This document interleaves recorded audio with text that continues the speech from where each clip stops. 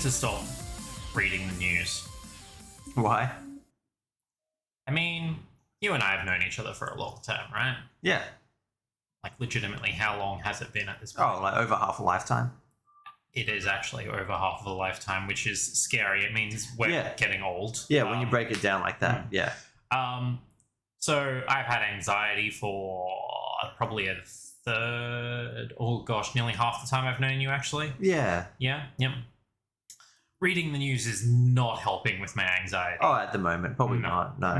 I've had this conversation with a lot of people, so I think a lot of people are feeling this right now. But like, the brain, like the human brain, is designed to look for negativity, designed to look for danger and the unknown and that sort of stuff. Like, it's naturally geared to do that because our brains are like centuries old. It's a survival mechanism. When you think about it in that way, it's literally, like you said, a survival mechanic. Yeah. It is, okay, here is this thing that I recognize is a potential danger to me. Yeah. I need to make sure that I am keeping up on this, even though it is either not affected me right now or is half a world away. Yeah. For the more intelligent among you, you may know what I'm talking about. That's irrelevant. What is relevant is survival. Ah, there we go. I wasn't sure where we're going with this. It's a bit of a segue. It's probably not the most tactful one at the moment, but I think I want to talk about what I'm actually scared about versus what I'm not. Okay. I think that was a decent enough way to bring that up in general. So first of all, before we dive into the deep stuff, how you going, man? I'm doing well. That was a heck of a cold open. I know, right? Actually, just to tie a bow on that. With the brain, just because I've had this conversation with so many people lately, because there's so many, there's a lot going on in the world right now. And a lot of people are getting like legitimately stressed by it, and our brains are designed to keep us alive and keep us going, not to make us happy. Happiness is up to us, right? But like, the brain has been evolving as it has been going centuries and centuries now. But the rise of the internet and access to information has accelerated incredibly. Literally, is somehow the best and worst invention for mankind at the same time. It's great to be connected, but also we have an information overload, and the brain is not ready for this. And not all of that information is accurate. Yeah, not all of it. And none of it is fact-checked. Yeah, almost none of it is necessary, and almost none of it is accurate as well. So welcome to episode 9. Welcome to episode 9, a very dark and somber intro. Of the Game Surgeons podcast. This is a podcast series where we dissect video game mechanics and the ways that they interact and intersect with both each other and with the narrative being told. I am Kyle, and I am here with Shane. Dissecting indeed. Oh no. Gross. Oh, chop. That's far too thematic for what we're playing this week. But aside from this week, what have you been playing? I have been playing Nobody Saves the World.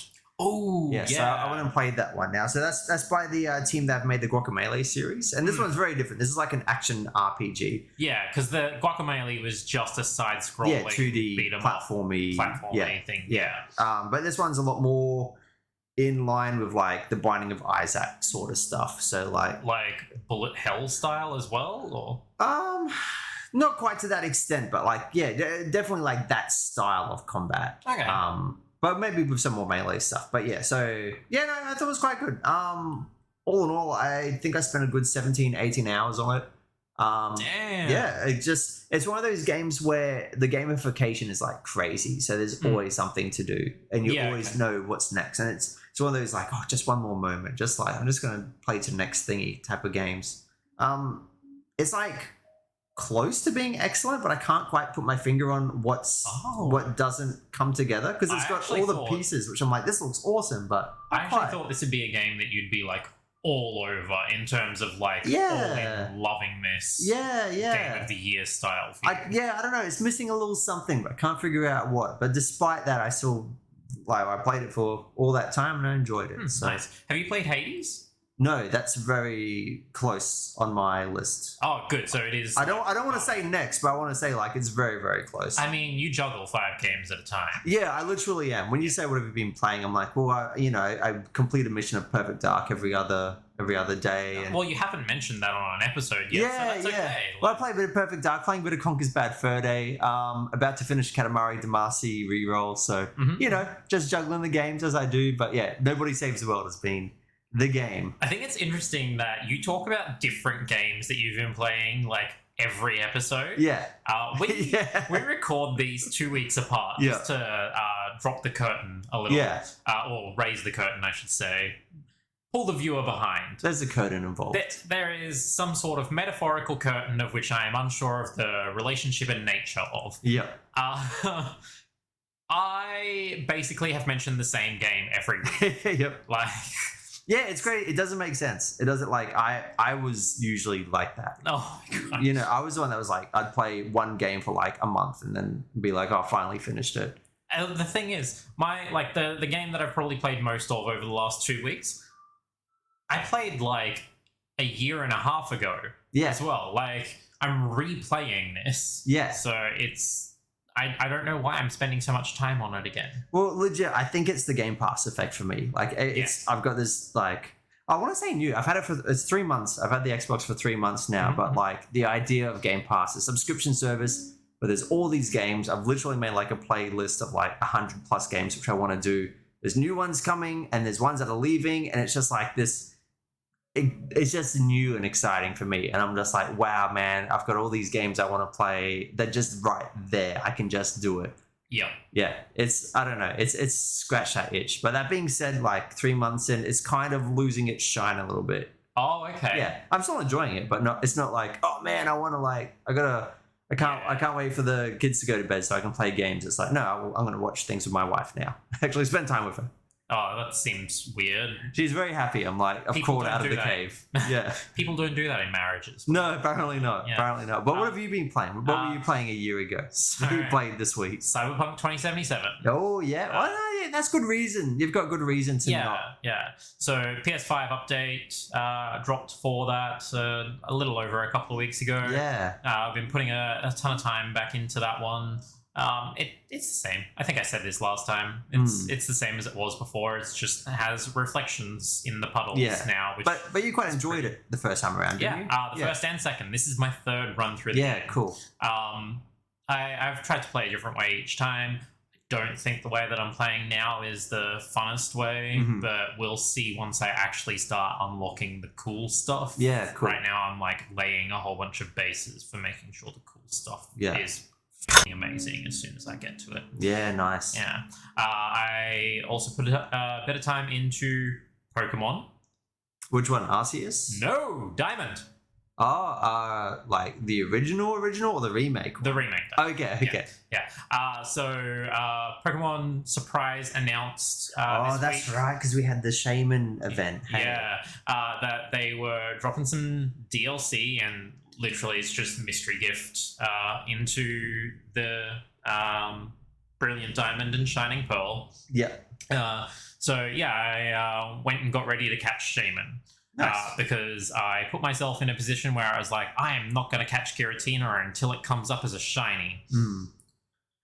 This is my luck. So that's literally never going to happen. Yeah. So I just caught Giratina and now I'm on the way to catch Shaman. Okay. I will probably do that. Through. Yeah. I will probably do that immediately after you leave tonight. Yeah. Can we talk about the next generation of Pokemon? Look, it's going to be a few weeks behind, but yes, absolutely. Or are you scared because you know I'm not going to have anything good to say about it? Whatever. That game looks butt ugly. What the hell? I'm hearing people say that. I think it looks better than the Wild Area did in Sword and Shield. That looks like, what's worse than a butt? That was something. I know, right? That was bad ugly. I think it looks better than Legends Arceus does. Yeah, I think it's pretty comparable. The textures, I think, are a fair bit better. The lighting is... It's hard to judge on just a prepackaged video sort of thing, but it's not quite as stark as it looks in Arceus.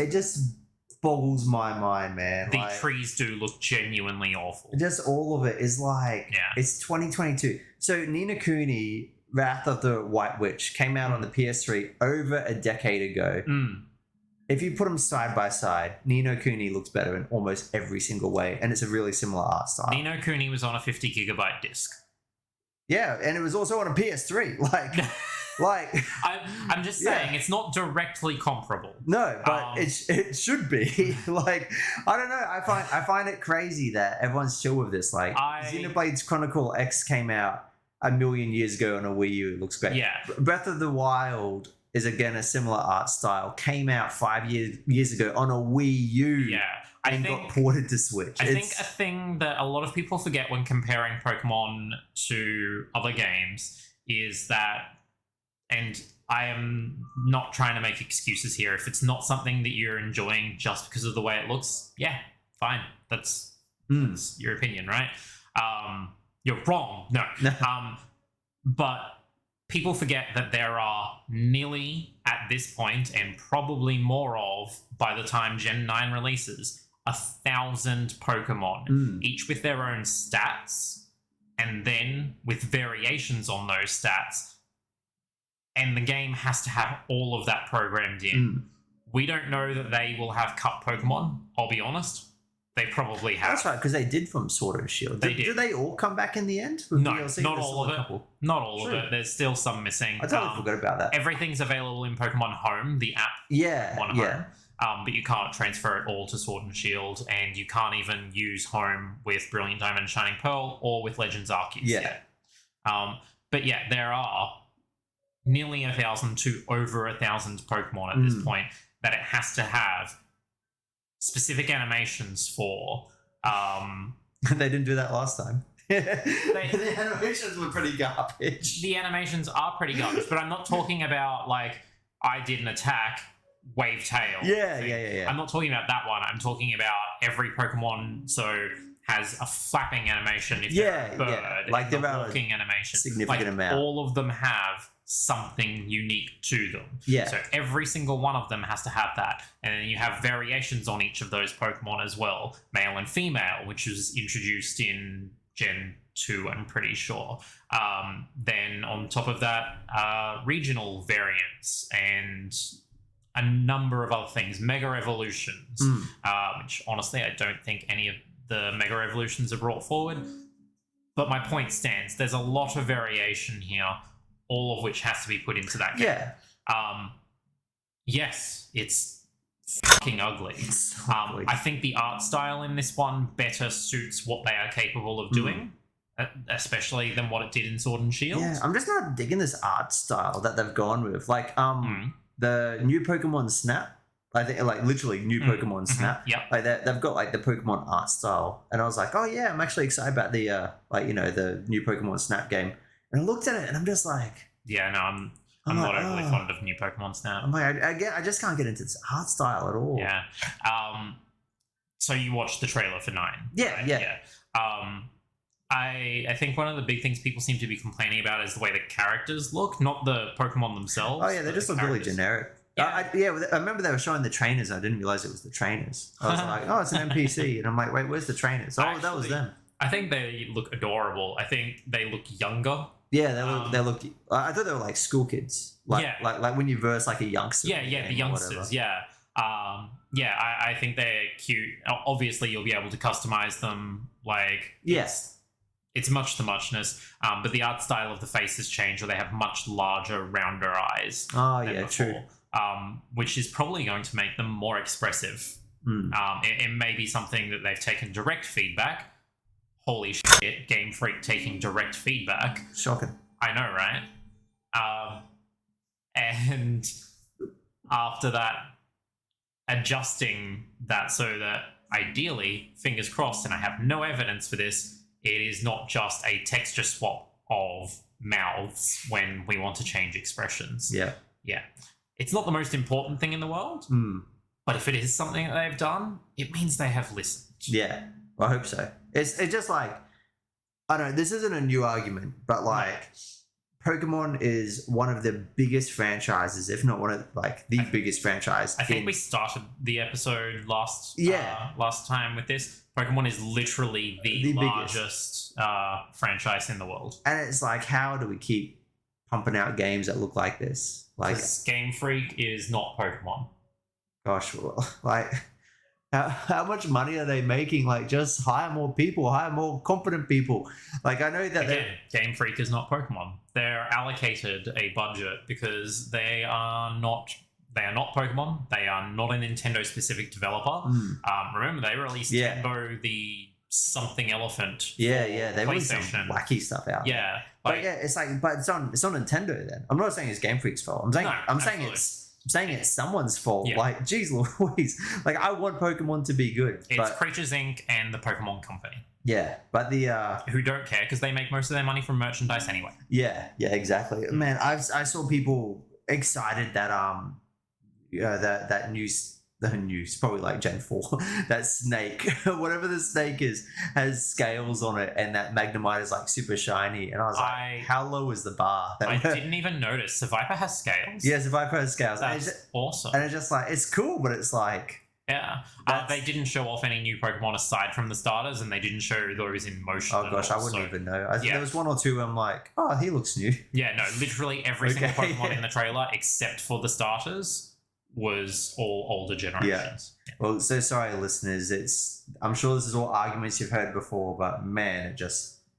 it pains me. It pains me. I want Pokemon to be good, and I'm glad Legends Arceus sounds like it ticked all the right boxes, but shame it looks butt ugly as well. Yeah. Unfortunately, I didn't play more of Legends Arceus. Yeah, that's right, because you've been playing that a bit lately. Yeah. What I did play instead was something that I thought I would never play. What is a series you could never see me playing? And no, the new Mario Strikers is not out yet. Madden. All right, fair play. What is a not sports series that you could never see me play? Maybe something a little bit spooky. I mean, yeah, there's our thing for this week, but I would have left it at that. I'm not going for more spooky stuff, although it kind of could be. Oh, okay. I think this game raises tension a bit more than what Resident Evil 7 does. I want to know something. One of those porn games. I'm giving you the benefit of the doubt here. I'm saying I'd never see you do that. I would literally not worry about that. I live on my own. Yeah. And I don't have any back neighbors to see me doing anything untoward. Anyway. Okay. No, I picked up Elden Ring. Oh, nice.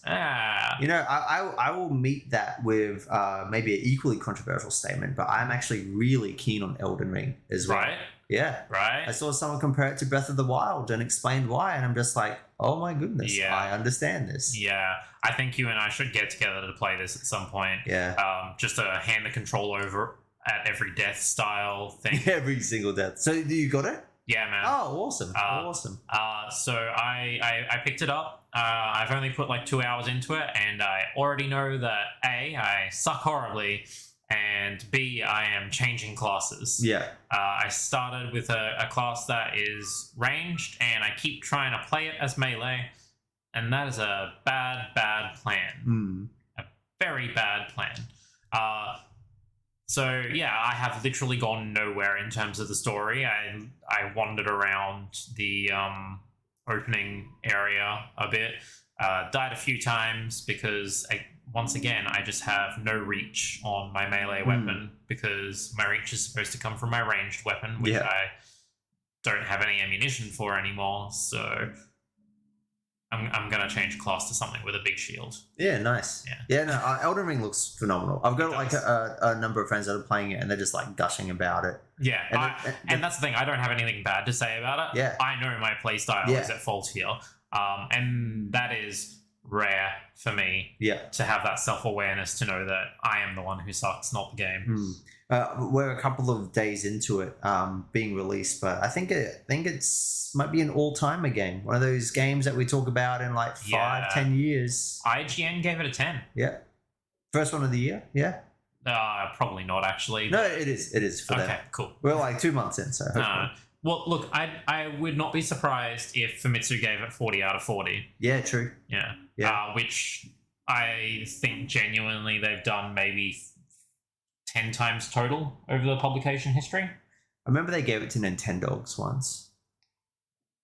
Surely not. I think it was Nintendogs. It was a game that was utterly ridiculous. It was like That'll Brain Age or something, but I have a feeling it was Nintendogs. They gave it a 40. Gosh. And I was like, what? Fact check that one just real quick. I'm going to I'm look just going that to vamp up. in the meantime. So I have just one quick question. It's not a question that we usually ask of each other for this podcast. Yes. But I think it's something that we should start talking about. Probably not for every episode, just every once in a while. Is it Pokemon? Because I got lots of Pokemon rants in me. We just proved that. No, it's just the same rant again, honestly. It doesn't change. Just like they don't change. So, what are you looking forward to? Oh, gaming wise. Yeah. Yeah, it's actually interesting. Because... So we had the Nintendo Direct. Yeah. And we've had the Pokemon Showcase. Yeah. Like, obviously, there's a fair bit dropping this year that... Yeah, not a whole lot really rustled me jimmies there. Honestly, I think that my most, like, for games that actually truly exist, that we know that are real. So, like, the BioShock that they keep saying that they're working on that they haven't actually, like, shown anything of. That doesn't count. Well, I mean, that is not even done by the same team anymore. Yeah, so it's very sussy. Yeah. But honestly, probably the new Saints Row. Yeah. I don't know. I'm excited about it. I can see that. I'm a little surprised from you, not because it's Saints Row, but because it seems to be more serious than the older Saints Row. Yeah, so I think it might suck. Yeah. But I'm excited to see if it doesn't suck. And I hope it doesn't suck. I think I will probably enjoy it more because it's not silly. Yeah. And in my head, Breath of the Wild 2 came out Christmas last year. So, it's not coming out anymore. Okay. I've just given up hope at this point. No, that's understandable. Yeah. So if that game ever does happen, I'm sure that would be it. All right, not Mario Kart DLC or anything? No, because I'm a loser and sold Mario Kart the other day. Oh no, not the other day, but like 2 months ago. And I'm like, do I buy it again? I don't know. Totally did. The answer is probably yes. I love Mario Kart. You should. You really should. Well, I am looking forward to something, a couple of things that are coming out this week. Ooh, and I do not have the time or the money to deal with them. Is this the Final Fantasy game? Gotta kill chaos. No. Good. Oh, God, no. Although, my God, Square Enix, I think, are releasing 3 games in the 1 week. What? Yeah. Really? Yeah, they're over, like... Wait, what are they? Saturating the market. So you've got Final Fantasy Origin. Yeah, gotta kill chaos. Yeah, what is it actually called? Stranger in Paradise or something? I like my subtitle better. Yeah, that's fair. I only just found out the main character seems to be the main bad guy from the original Final Fantasy. Oh, sure. That's a thing. Yeah, why not? Yeah, his last name is Garland. That was the main bad guy. Okay. We're going to find out that they've been swerving us the entire time and it's actually his granddaddy or something. Yeah, maybe. For Final Fantasy 1 that came out a million years ago. Oh my gosh. They have got Project Triangle Strategy. Oh, is that Square Enix? That is Square Enix. Oh, wow. I didn't know that. Yeah. Yeah, that'd be good. I'm really bad. I always think I like strategy RPGs, but I'm really bad at them. Same. So, yeah. Same. I think I've got to give that a miss, unfortunately. I remember a few months ago saying I was going to start Final Fantasy Tactics War of the Lions. Never got around to it. Yeah. That podcast that I was listening to covering it. Yeah, that's right. Has finished. Oh, okay. Like they're on to Hellblade: Senua's Sacrifice. Okay. And they finished that this week too, and they're already on to another game. Hellblade was okay. I am that far behind. I thought I'd love Hellblade because I'm like mental health. Yeah, stuff. I'm mad about. I open it talking about mental health. Come on. Yeah. No, I'm mad about mental health. I love it. And yeah, I thought that the pictures were like pretty cool, but the gameplay was just like not there for me. Yeah, that's fair. But I'll suss out the sequel. Yeah. What was it? Senua's Sacrifice? No, that was the first one. Oh, I can't remember. Journey, maybe? I don't know. I don't know. But what was the other Square Enix game? So I'm pretty sure Babylon's Fall is supposed to come out this week as well. Gosh, I've heard that name. What is that one? Yeah. So do you remember that? Who's the creator of Borderlands? What's the name of that studio? Yeah. Gearbox. So do you remember that Gearbox game that came out at the very beginning of the new console life cycle. Battleborn? No. Okay. The one that was like a techno fantasy style multiplayer dungeon. Not even a dungeon, like an arena wave. Gosh, I'm not sure thing. what that is. Yeah. Destiny, but Yeah. more fantasy than techno. Okay. Oh my gosh, what was it called? Well, in any case, Square Enix is doing it as well. Okay. But entirely fantasy, from what I can wow. see, no techno. It does actually look a little interesting. If bland, I am positive it will end up on Game Pass. Okay.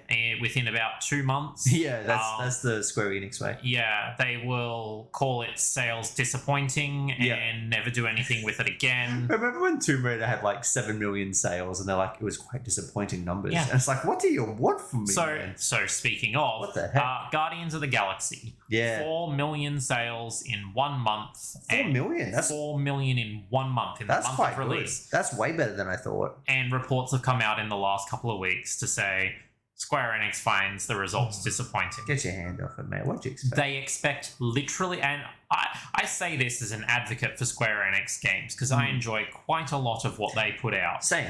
Yeah. Well, they do Tomb Raider. I love Tomb Raider. So I did not like Tomb Raider, but I love it. that is a conversation for another time. Hey, we could do that game on here. We can. No. We absolutely can.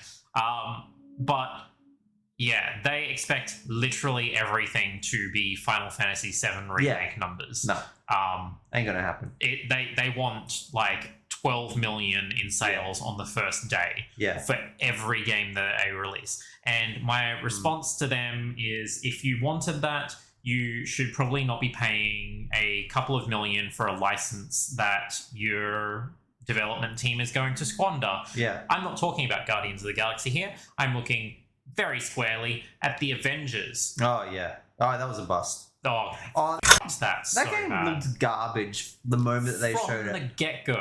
I saw so many people excited about it. I'm like, are we watching the same thing? This looks soulless. It looks awful. Oh, it looked awful from the beginning. And even now, after 2 years of updates, and I think it's even gone free to play, it just looks so fucking boring. Oh, good. It's on Game Pass, and I always look at it, I'm just like, nah. Yeah, why would you?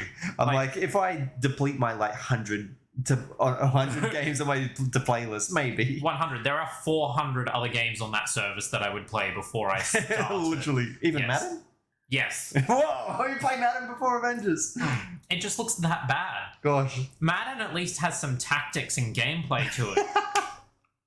I love it. I don't think too many people have compared Madden to the Avengers before. Can I compare it to like literally anything? Do you remember Marvel Ultimate Alliance? Yeah, that game's sick.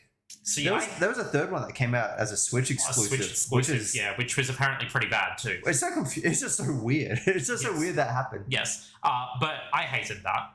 Yeah, I like those games a lot because they're mindless. They're almost like Dynasty Warriors. There is also no tactics in that. Yeah, but it is still a better game. Yeah. Than Marvel's Avengers by Square Enix, because it's a bit more transparent in what it's trying to be. Yes. Yeah. I cannot put into words, which is terrible for a podcaster, but I cannot put into words how awful I feel like that entire endeavor was. Gosh, we're so negative on this podcast. I tricked myself into talking about Pokemon. That's what happened here. So what are you excited about? What's the hype? So, Project Triangle Strategy. Yeah, that looks great. Yeah, that's going to be fantastic. I cannot afford it, and I cannot afford to put the time into it. Yeah. But it looks amazing. I've got such high expectations. I think that it's going to come out, and it's going to be one of those games that everyone's like, this is like a sleeper hit. Because it's not a genre that appeals to a lot of people. It's not going to end up Game of the Year for like nearly anyone. But it's going to get like 9s across the board. But I think it's got a lot of potential for, even within the own genre, people to say this is the best strategy game to come out in like the last 5 summer years. Yeah, I think it's gonna kick butt. I legit don't know the last tactics game that came out. Obviously, there's a lot of tactics games coming out.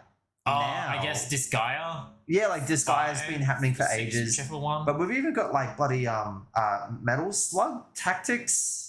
There's a Metal Slug Tactics. Which is the weirdest... Yeah, what a strange mix. Like, when you think Metal Slug, do you think like a tactics strategy game? I don't think so. No, not It's at all. weird. It fits. Yeah. It's definitely filling a hole that Advance Wars left. But now Advance Wars is back, and they're remaking an old Gundam tactics game, which is cool. That looks cool. Into the Breach was like a really big one as well. So there's been a few. There have been a few. But it's such and I enjoy Into the Breach. Yeah. I suck at it. Yeah, as I suck with I haven't played that one. That's one I want to play because the scale is a bit. It's more manageable. Smaller. Yeah, absolutely. I like that. Gran Turismo 7. Yep, which I know you're really excited about. Yeah, which I think is awesome. It's strange for me because I'm not exactly a racing sim fan by any stretch. Gran Turismo is just a nostalgia for me. I loved 1 and 2. I was okay with 3 and 4, and then 5 was terrible, and I never played 6 as a result. 7 looks like a return to form, and I mentioned this briefly before we started recording, but there's some cool stuff in 7 that I really want to talk about eventually. That's awesome. Which if I'm lucky, I'll be able to like slide on into the end of this episode. True. Well, and I am cautiously optimistic for Babylon's Fall. I think it is going to be terrible. Yeah, maybe. I think it is going to be absolutely awful. But I just have this sense where I'm just like, I kind of want to give this a go. Yeah. I think it'd be more fun if I have another player, which I am not suggesting anything, by the way. But if I had like a group, like a team of people to play with, so that we can just shoot shit. More fun like that. Yeah.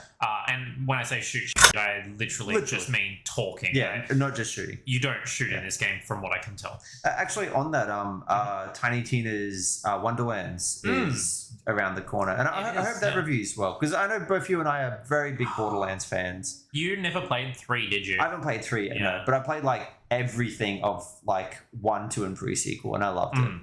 Oh wow, I didn't realize you'd played pre-sequel. I played everything in the pre-sequel, all the DLC and everything. Yeah, nice. It's cool. I love Borderlands, and I hope it does well. Like, you can get very fatigued on it, and like, I'm not rushing into another one. But yeah, I hope it's great because I love that stuff. Yeah, I am sincerely hoping it is better than 3. Yeah, because you didn't love 3, did you? I just can't get into it. There's nothing inherently different about it. Yeah, it just doesn't click.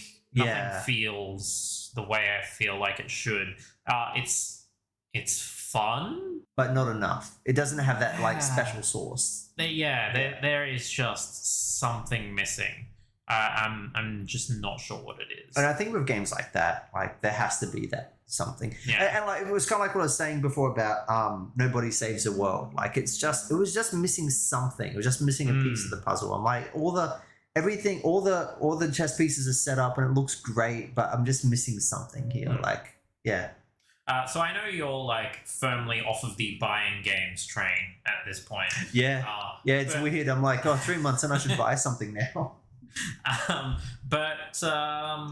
I'm surprised you're not like looking forward to Kirby and the Forgotten Land. If not for you, then for the kids. Yeah, maybe. I don't know. I think the game might be super average. Oh, absolutely. I thought that from the beginning, from the reveal. But the internet is hyping it like crazy and falling in love with Car Kirby. Yeah, Car Kirby's pretty funny. I think it's like 50-50 if it's going to be like a 6.5 out of 10, or if it's going to like just magically click and everything works. But I'm more leaning towards it just being too simple, too unambitious. Agreed. And they could, because obviously you could do so much, but that's not what Kirby's about. No, absolutely. It is your kids' entry into. Yeah. I like Kirby games a lot. So. Kirby's Epic Yarn, I think, is brilliant. Kirby Superstar and Superstar Ultra on the DS are brilliant. But yeah, I don't know. We'll see. It's a wait and see. It's one that I'm excited to come out so I can see how it goes. Yeah, fair enough. All right. So I have had a quick look at that Famitsu list. Yeah, I was going to say, what was that making you look at? That's right, the 40s. Yeah, we've delayed. I forgot what I made you start to look up. So I'm just going to give you some games. The list is wild. And I want you to tell me which one of these is not on the Famitsu 10 out of 10. 40 out of 40 list. Because I've looked at the list like previously, and the list is wild. The games that are on there are just like, that is the one that it is rose above all others? quite strange. Okay, lay it on me. Yeah. So, Final Fantasy 12. It was 12. Was that the... No, that wasn't the RPG, was it? No, that wasn't the MMO. That was the one. They are all So they're all RPGs. RPGs. That wasn't the MMO. It is not the MMO. Yeah. It is the MMO style in terms of gameplay, single player. Oh, is it? game. Oh, okay. Yeah. I never actually played it. Uses if-then statements for the interesting. party combat. Interesting. Yeah, I hated it when it first came out, but I've come round on it. Yeah. I do think it's actually quite a smart game. That has like that awful character design though, doesn't it? Oh yeah. Isn't the main guy Their just nose is like oh yeah, like Peter and his Pan abs looking. look painted on. Yeah, weird. Yeah. that's the one. Yeah. Nintendogs. Yeah, Nintendo. It got a 40, didn't it? I am not answering that. I bet it did. I'm gonna say that Final Fantasy 12 did as well. Grand Theft Auto 5. No, not from Famitsu. Maybe. Ghosts of Tsushima. Or I don't know. I'm gonna say yes, maybe. I'm not confident. And Pokemon Black and White. That one did, I'm pretty sure. Okay, so that is nowhere near the entire list. Yeah, obviously. But there's so many crazy ass games on there. Which one of those do you think is not a 40 out of 40? Oh, only one of them wasn't. Okay, I'm gonna say GTA. Trick question, they were all 40 out of 40. Oh, okay. I actually thought that Famitsu might not do Western games. Yeah.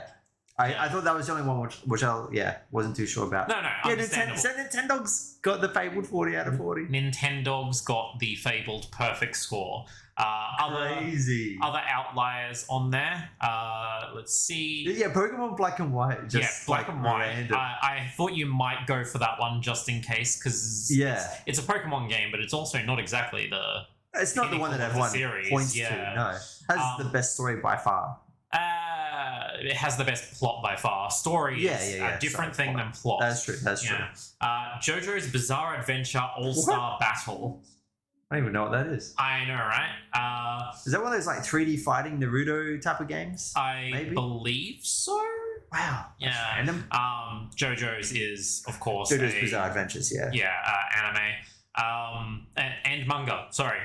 Don't hurt me. Don't hurt me, manga fans. No. They're gonna throw the paperbacks at you. 428 Shibuya Scramble. What? Right?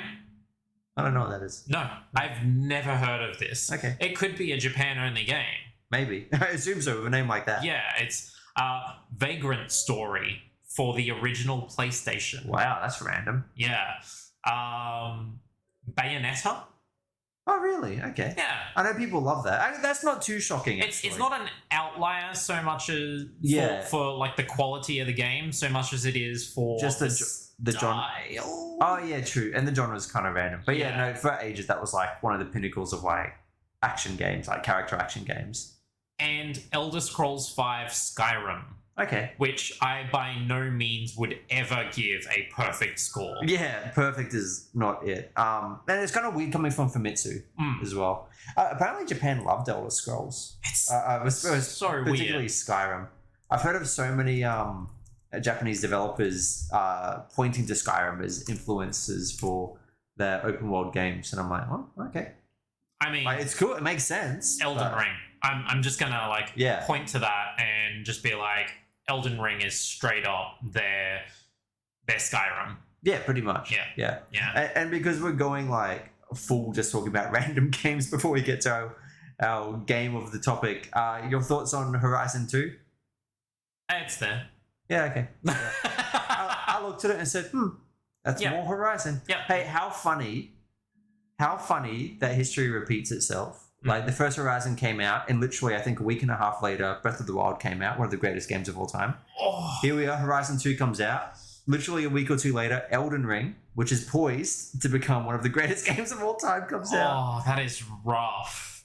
That is absolutely rough. And the 4 games all being open world as well. Yeah. It's different, like 3 different variations of it, but even still. So, from what I can tell, Famitsu has yet to give Elden Ring a score. Oh, okay. 40 coming up. Yeah. At the current point, Metacritic is sitting at 97. Yeah, that's huge. Yeah. That's huge. That means that's like one of the best rated of all time. Yeah. Yeah, It's amazing. absolutely. Oh, I'm so excited. It did get dragged down significantly at one point by there's always one, isn't there? one reviewer. There's always one. San Francisco something or other, giving it a 25%.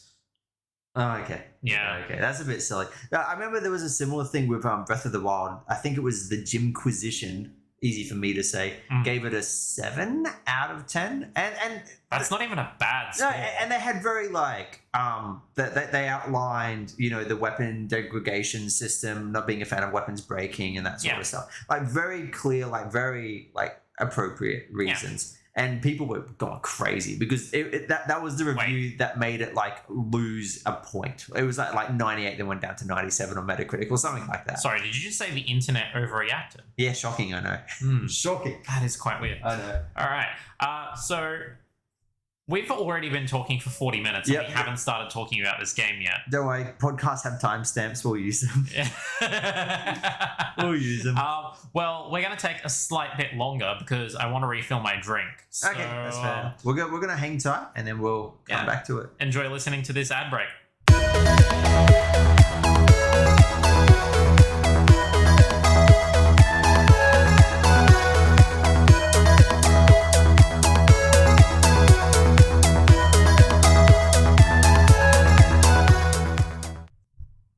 Okay, fantastic.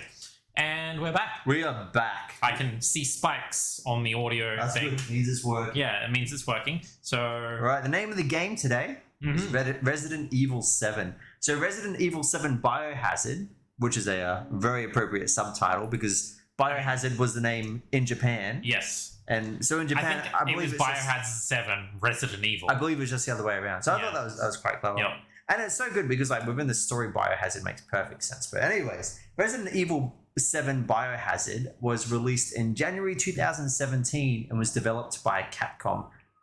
It was released on PC, PS4, PSVR, and Xbox One, with streaming versions releasing on the Switch and Stadia. How about that? It actually came out on Stadia. I remember the Stadia. Remember the Stadia? It plays like a first-person horror game with an emphasis on building tension rather than action. So to kind of contextualize Resident Evil leading into this. So what Resident Evil games have you played? 5. Oh, just 5? Literally just 5. Okay. Because I played 4 and Revelations. So yeah, 4 was amazing. Sorry, no. I just remembered no one can hear me shrug. Okay, he's just shrugging. I just shrugged. Yeah. So 4 was amazing, and a lot of people say it's like the pinnacle of the series. That's what I've heard. So what did you think about 5? It was alright. It was released as a co-op experience, right? So it was. I had it to play with friends, with my cousin, and just screw around. I would not call it horror in the way that it did not raise tension in any way. Yeah. I would call it horror in the way that you call any zombie thing. Yeah. The Walking Dead is not horror. The Walking Dead is drama with zombies. That's pretty much the impressions I heard from other people. Yeah. Like 4 was a bit more action focused than some of the previous games, but still found that balance really well. But yeah, I've heard from 5 was too much action. And 6 was just just punching boulders. I played the demo of it and stuff. It was garbage. Having no idea of what Resident Evil was before 5, I enjoyed 5. Yeah. It's camp, ridiculous, over the top nonsense.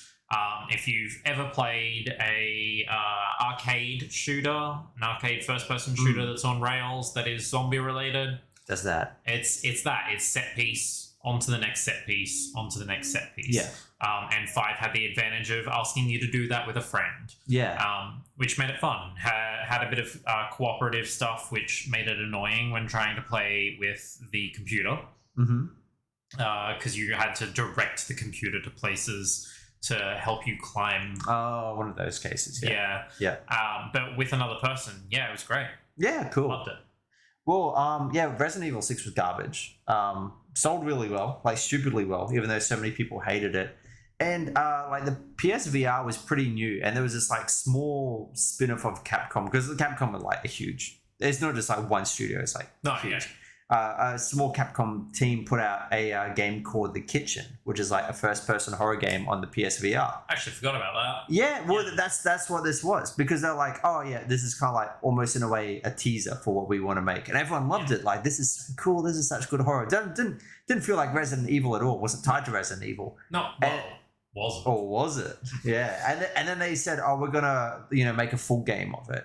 And I've seen you know those videos where people like react to things, but like in this like so RE7 was revealed at E3, but I've seen yeah it was I've seen footage of like the crowd and like the videos playing, and everyone's like, oh, this must be the sequel to The Kitchen, this looks so good, and then at the end where it says like Resident Evil 7, people lost it. Absolutely lost it, because people were so ready for Resident Evil to go back to horror, like proper scary horror, and it was just such a cathartic industry fixing itself moment.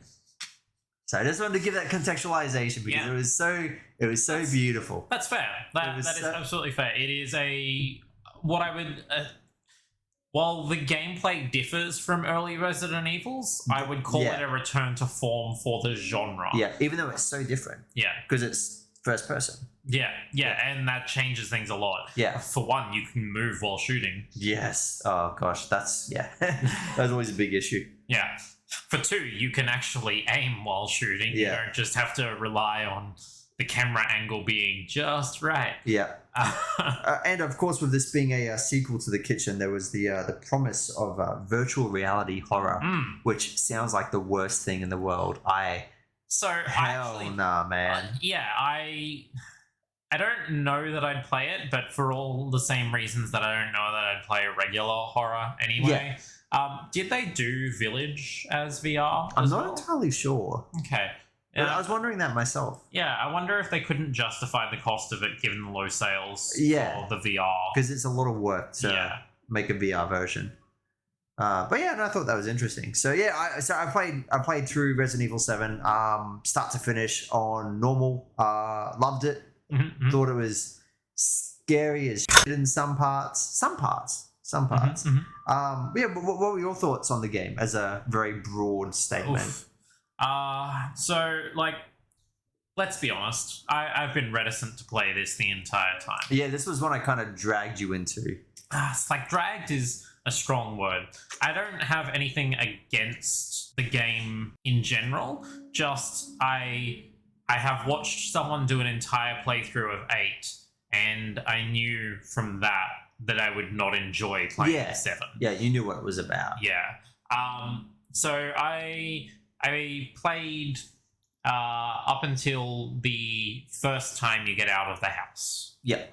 Yeah, so you were like a good 2 or 3 boss fights in. Something like that. Yeah. I remember fighting with the dad twice. I can't...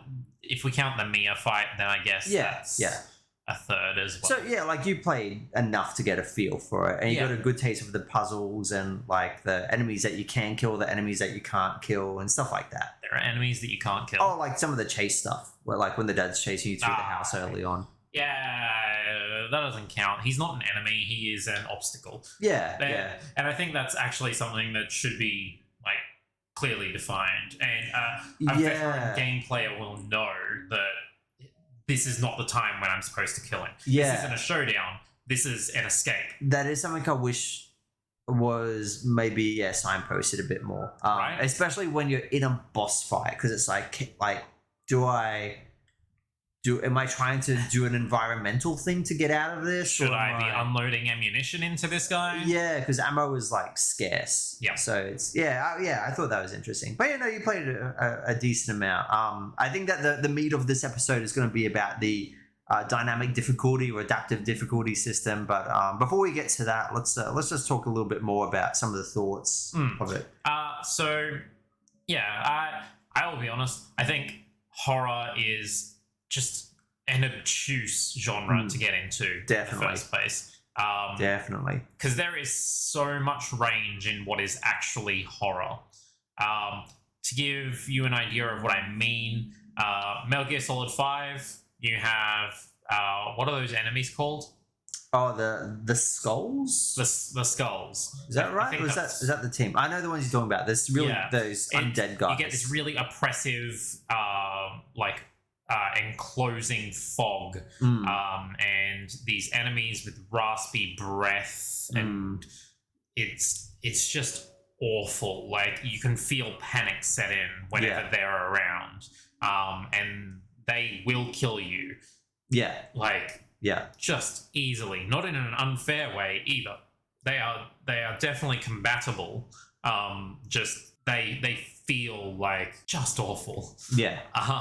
Very tense. The tension is so high with those. That is the type of horror that I am into. Then you look at something like the first Uncharted game. Oh, that's right. I forgot about the zombies at the end of that. Right. So there's the supernatural zombies created by bacteria or something like that at the end of the first Uncharted game. I wiped that from my brain. Right. It's just a run and gun situation. Yeah. Because there's a type of horror where they try to overwhelm you with numbers. Exactly. And they try to like suffocate you in that way. Yeah. I feel like that doesn't work as well. I much prefer... Well, all of it's just trying to increase your heart rate, right? It is, and it's just very different ways of doing it. Yeah, absolutely. And I can say without a doubt, this game increased my heart rate. Yeah. In the same way that nearly every boss fight in every video game increases my heart rate. I can't get into the horror genre in general, because I just find, especially for video games, knowing that it's a game and that there's only certain ways that it can interact with me, that it doesn't faze me. I think that's the big difference between like a horror movie and a horror game, because like, a horror movie is going to play out in the way that it's going to play out. Like you can't change that. But with games, there's only so many ways that you can interact, and you can like break it, or you can not understand what the game is asking of you, which I think is one of the biggest sins a game can have. I think it's interesting. With horror games, my go-to is always get killed on purpose. Like if there's the big bad, instead of just running away from them and being like, oh no, what will happen if they kill me? I'm like, let's just do it. Let's just give me the animation. Show me what it's all about. Yeah. Show me the worst. So show me the worst. Go straight through. And then I'm good to go after that. Yeah. That's my approach to it. So I think this game tries to go with the let's make you uncomfortable method of horror. Yes. This is the one where it's the promise of problems, not showing you. Yeah. Well, even then, so I'm going to compare this to the first Tomb Raider in the reboots. Yeah, the reboots, yeah. Yeah. So every single time Lara dies, it's very graphic. Gross. And it's not there to scare you at all. It's just there to make you wince while watching it and go, I never want to see that again. Gosh, I wouldn't take it away, but I don't know what it adds. Right? I guess. In an interview, I do remember the developers saying that they wanted to nurture the feeling of protecting Lara from the player. I don't know if that's the way to do it.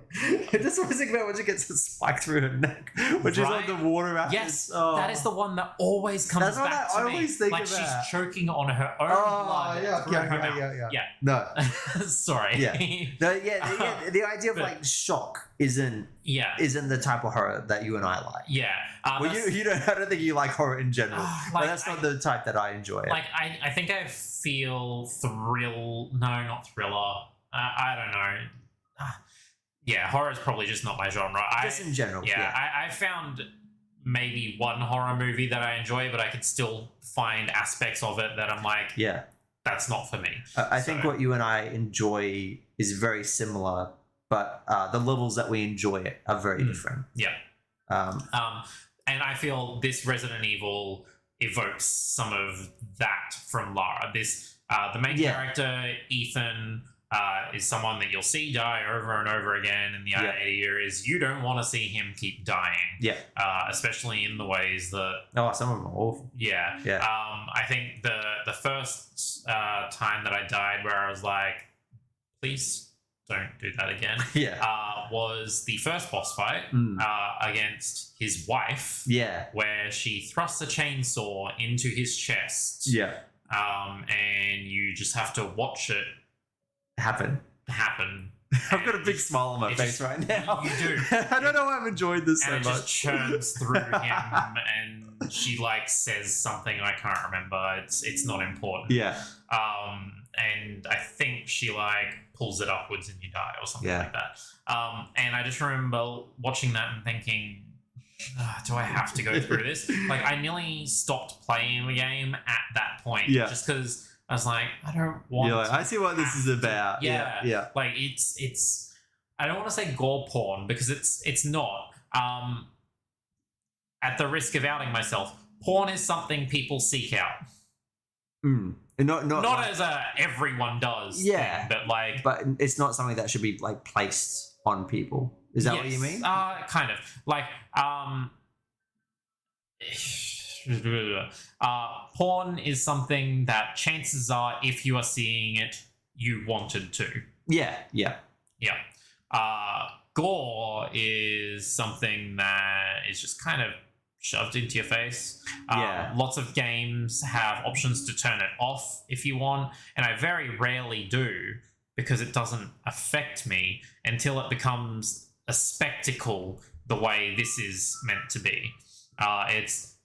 This is the money shot, so to speak. And I don't understand who is getting off from seeing this, metaphorically. God, I hope no one's actually getting off from seeing this. I think that they're like, it ain't me, but I think there is a market, but it sure isn't me. But I know what you mean. Like, there are, like, this isn't a game that like constantly tries to shock you, but there are certainly those moments where, you know, they give you something like filth. Like just beforehand we were saying that there's a point early on you lift up like a pot lid, you're like, oh, what's in here? And like a whole bunch of roaches and maggots and stuff come out. And they crawl over your arm. Yeah, and it's just like, oh, that's gross. Yeah. Honestly, I think that's one of the more effective parts of the game. Yeah. Everyone has that visceral experience of something crawling on you and immediately wanting to shake it off. Yeah. And I think that in VR would be so effective. Right? Especially with like a haptic glove. Yeah. Something like that. I can picture like the player literally doing the same motion at the same time. I would probably have done it if I didn't already know it was coming, sort of thing. Yeah. When I played it today, and that was just from seeing it. Yeah. It's that kind of visceral experience where, yes, you have a frame of reference for this, and it's just it's unpleasant in the right way. Yeah. It builds tension, it makes you and yeah, it's gross, but like it not in that I don't know the way to phrase it. Yeah, I know what you're getting at though.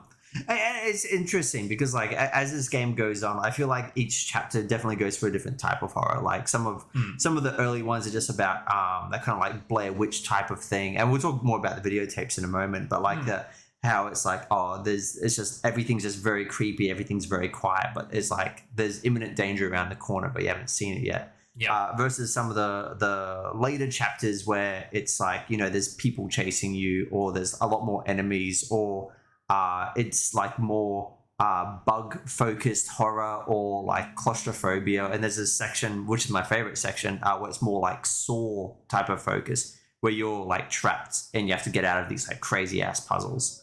By cutting off your own arm. No, surprisingly. we already do that early on in the game. We don't have to do that again. An arm and a leg, and in the sequel he loses the arm a couple more times. Poor fella. So he's having a hard time. Not a different arm. No. The same one, multiple times. Yeah, he's very unlucky left arm. But yeah, I find that interesting that it's almost, this game is almost like an anthology. How it is a bunch of different ideas and different experiences all kind of put together, but it doesn't feel like stilted for the most part. I will say having only gone through like maybe 1 or 2 chapters. But it feels connected. Yeah, a bit more cohesive. Yeah. At the very least, it does hint that things change. I remember a line from, what is the father's name? I can't keep. I don't remember anyone's names in anything ever. Okay, that's fair. The father saying, "I'ma crush you like a bug." I hope Marietta, something like that. Yeah, something. I hope she didn't hear me say that. And that is, I'm assuming, she's the bug one. She's a crazy bug lady. Yeah.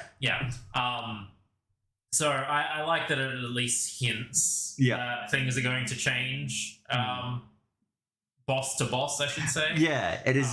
Very different feel. And again, the boss fights are very different approaches. Yeah, it does the same thing in Resi 8. Like, I've watched someone play the entire. I thought that's the case. Yeah, I like that. I would say it's probably more effective in 7 than it is in 8. 8 feels. Again, having not played it and really watched it, fantasy as well with werewolves and vampires and 8 is a return to the camp. Like 7 is camp in the way that it like goes all in on the stereotypes of the Southern family. But 8 is camp in the way that it just goes all in on fantasy. So because like 7 is kind of like that wrong turn style of thing. How I did not know you even knew what wrong turn was. Like the idea of like this crazy hillbilly family is plausible. I think it's grounded. I think like something like that is reasonable. The whole like molded and regenerating, that's when it gets a bit wild. But that's Resident Evil. But then, compare that to vampires and werewolves. It's just like, oh, okay, this is another step. I mentioned the videotapes. Do you want to talk a bit about the videotapes? So as you're progressing through the game, I only came across 2 of them as I was playing. I think there's only 4 or 5. There's not too many. Really? Oh, God, I got further through the game than I thought then. So you find VCR tapes, which ages this game terribly. Old school. I don't know when it's actually set, but Resident Evil 8 suggests it's more modern than what I thought it was. But you find literal videotapes to put in VCR players that are scattered around the game. In logical places at least. Somewhat. And there are little sections of game where you play as the person in the tape experiencing what they're experiencing in the tape. It's never Ethan. It's never the protagonist. No.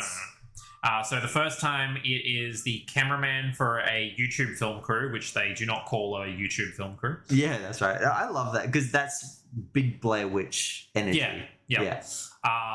Including the person in the corner in the basement facing the corner, turn around, and suddenly everyone's dying.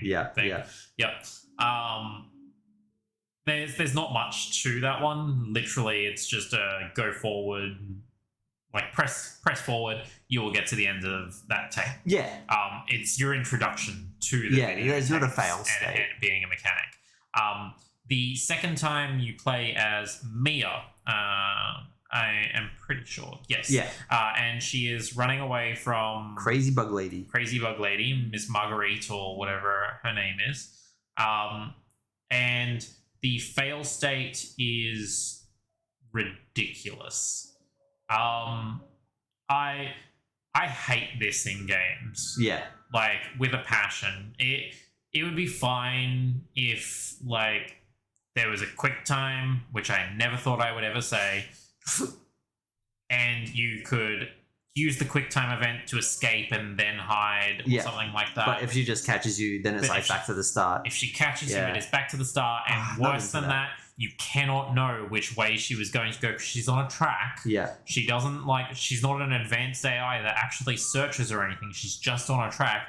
You cannot know which way she's going to go or what cover is actually going to hide you until after you've already fucked up. It's a bit trial and error and not in the good way. I hate this. And I hate fail states in general. For example, there is a mission in Breath of the Wild where you're following a Korok. Yeah, Korok. I was about to call them a Kakariko. Gosh, I hate that one. I know the one you're talking about. That one's brutal. And if you get too close or make too much noise, you have to go back to the beginning and do it all again.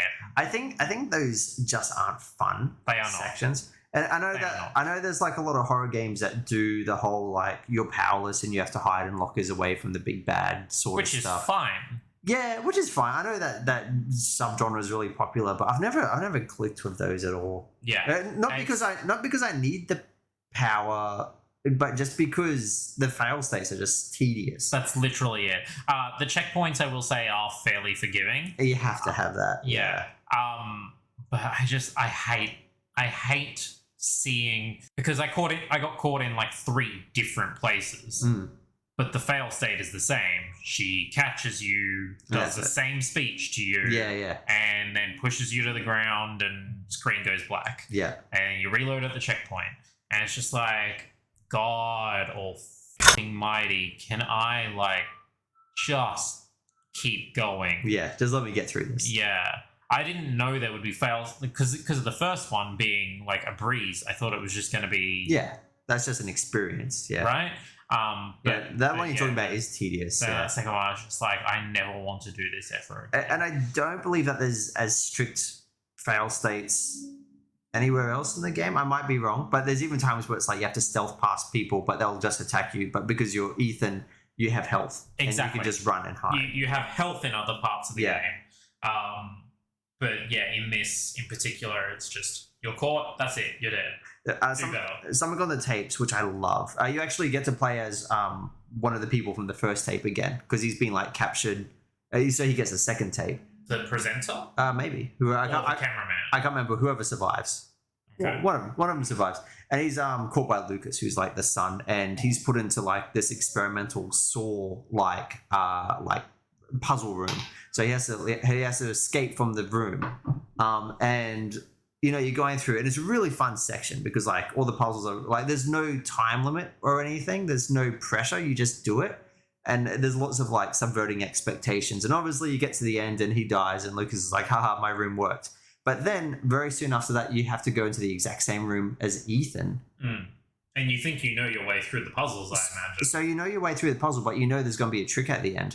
But there's sections, and this happened organically with me, because there's like a section where like, you know, your character gets hurt because it's like, joke's on you. And I was like, oh, I don't have to do that.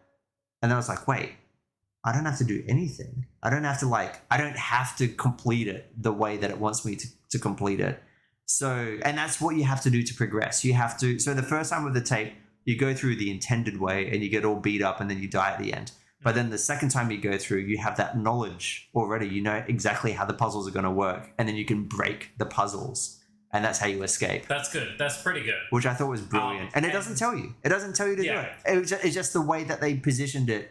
You're like, oh, I don't want to... I want to avoid the balloon, because there's like a point where the balloon explodes, you get spikes in your arm. It's like, I don't actually need to do that. I don't need to do anything. Because what would this new Resident Evil be without damaging the arm? Of course, that's when it's first person. That's how you know you're hurt. Yeah.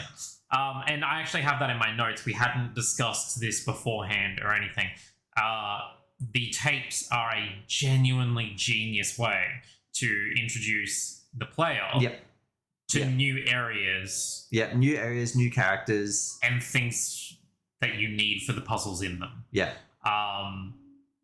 And that like illustrates that point. I thought that was brilliant. I thought that section and the way that they used the tape was utterly brilliant. And the way that Lucas gets so pissed because he's just like, no, this wasn't what was meant to happen. Because he's been in control for so long. You've been powerless. And it's so cathartic to flip that power balance. And that's one of those sections where like the narrative and the gameplay just tie together so well. That's good. Because I wouldn't have expected that level of intelligence. Not from Resident Evil. No.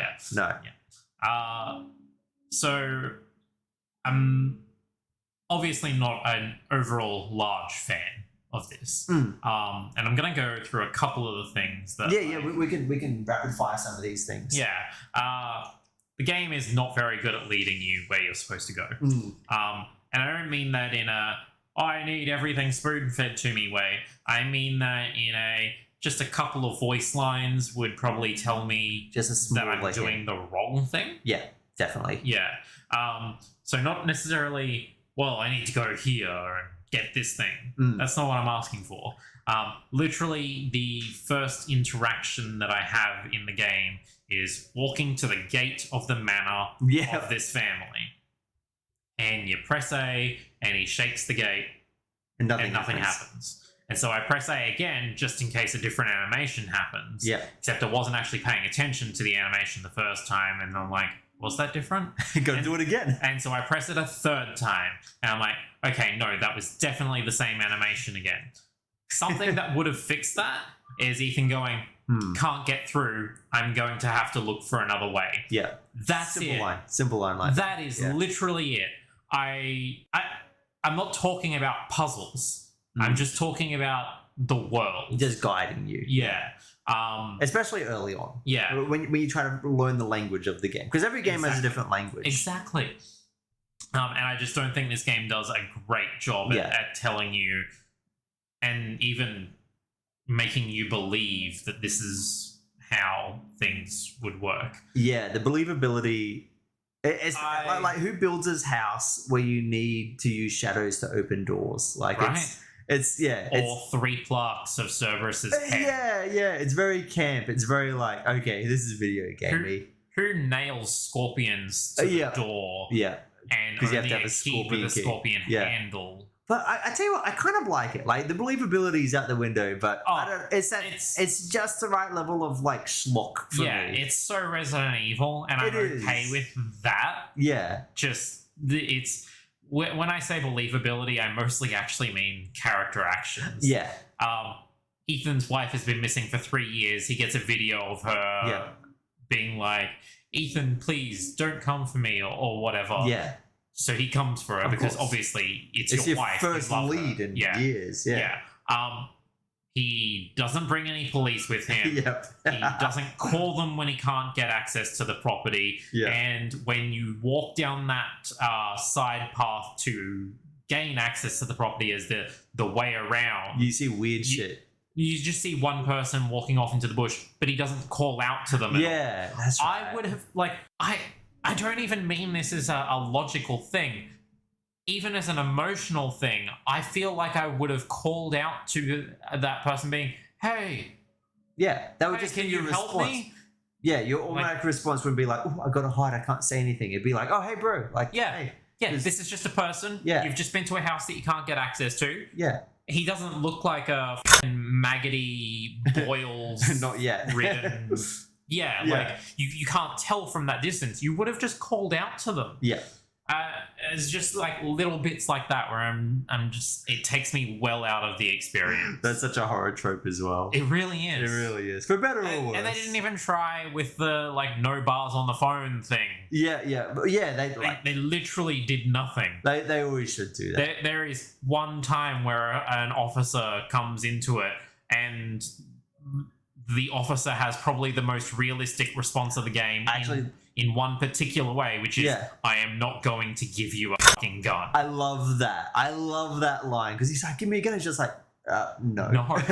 No, I'm a police officer. I don't do that. Yeah. His death was quite sad. His body actually comes up later on and it's like gross the way that it's like as an enemy later no he's like hung up and yeah I saw that, and you have to because you come back to that section later on again and like I think half of his head's cut off or something and something is hidden inside his body, so you have to put your arm in to take it out.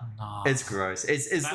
That's the nasty shit that I hate. That's real nasty. That was the Lucas section because it's like, again, it fits in perfectly with his character, but it was gross. Yuck. So another thing that I'm not overly fond of, puzzle solutions pretty much always present themselves, or more accurately, are accessible just before you need them. Yeah, it's a bit too simple. I legitimately remember, and admittedly this is early game, and it's not always the case, but I remember grabbing...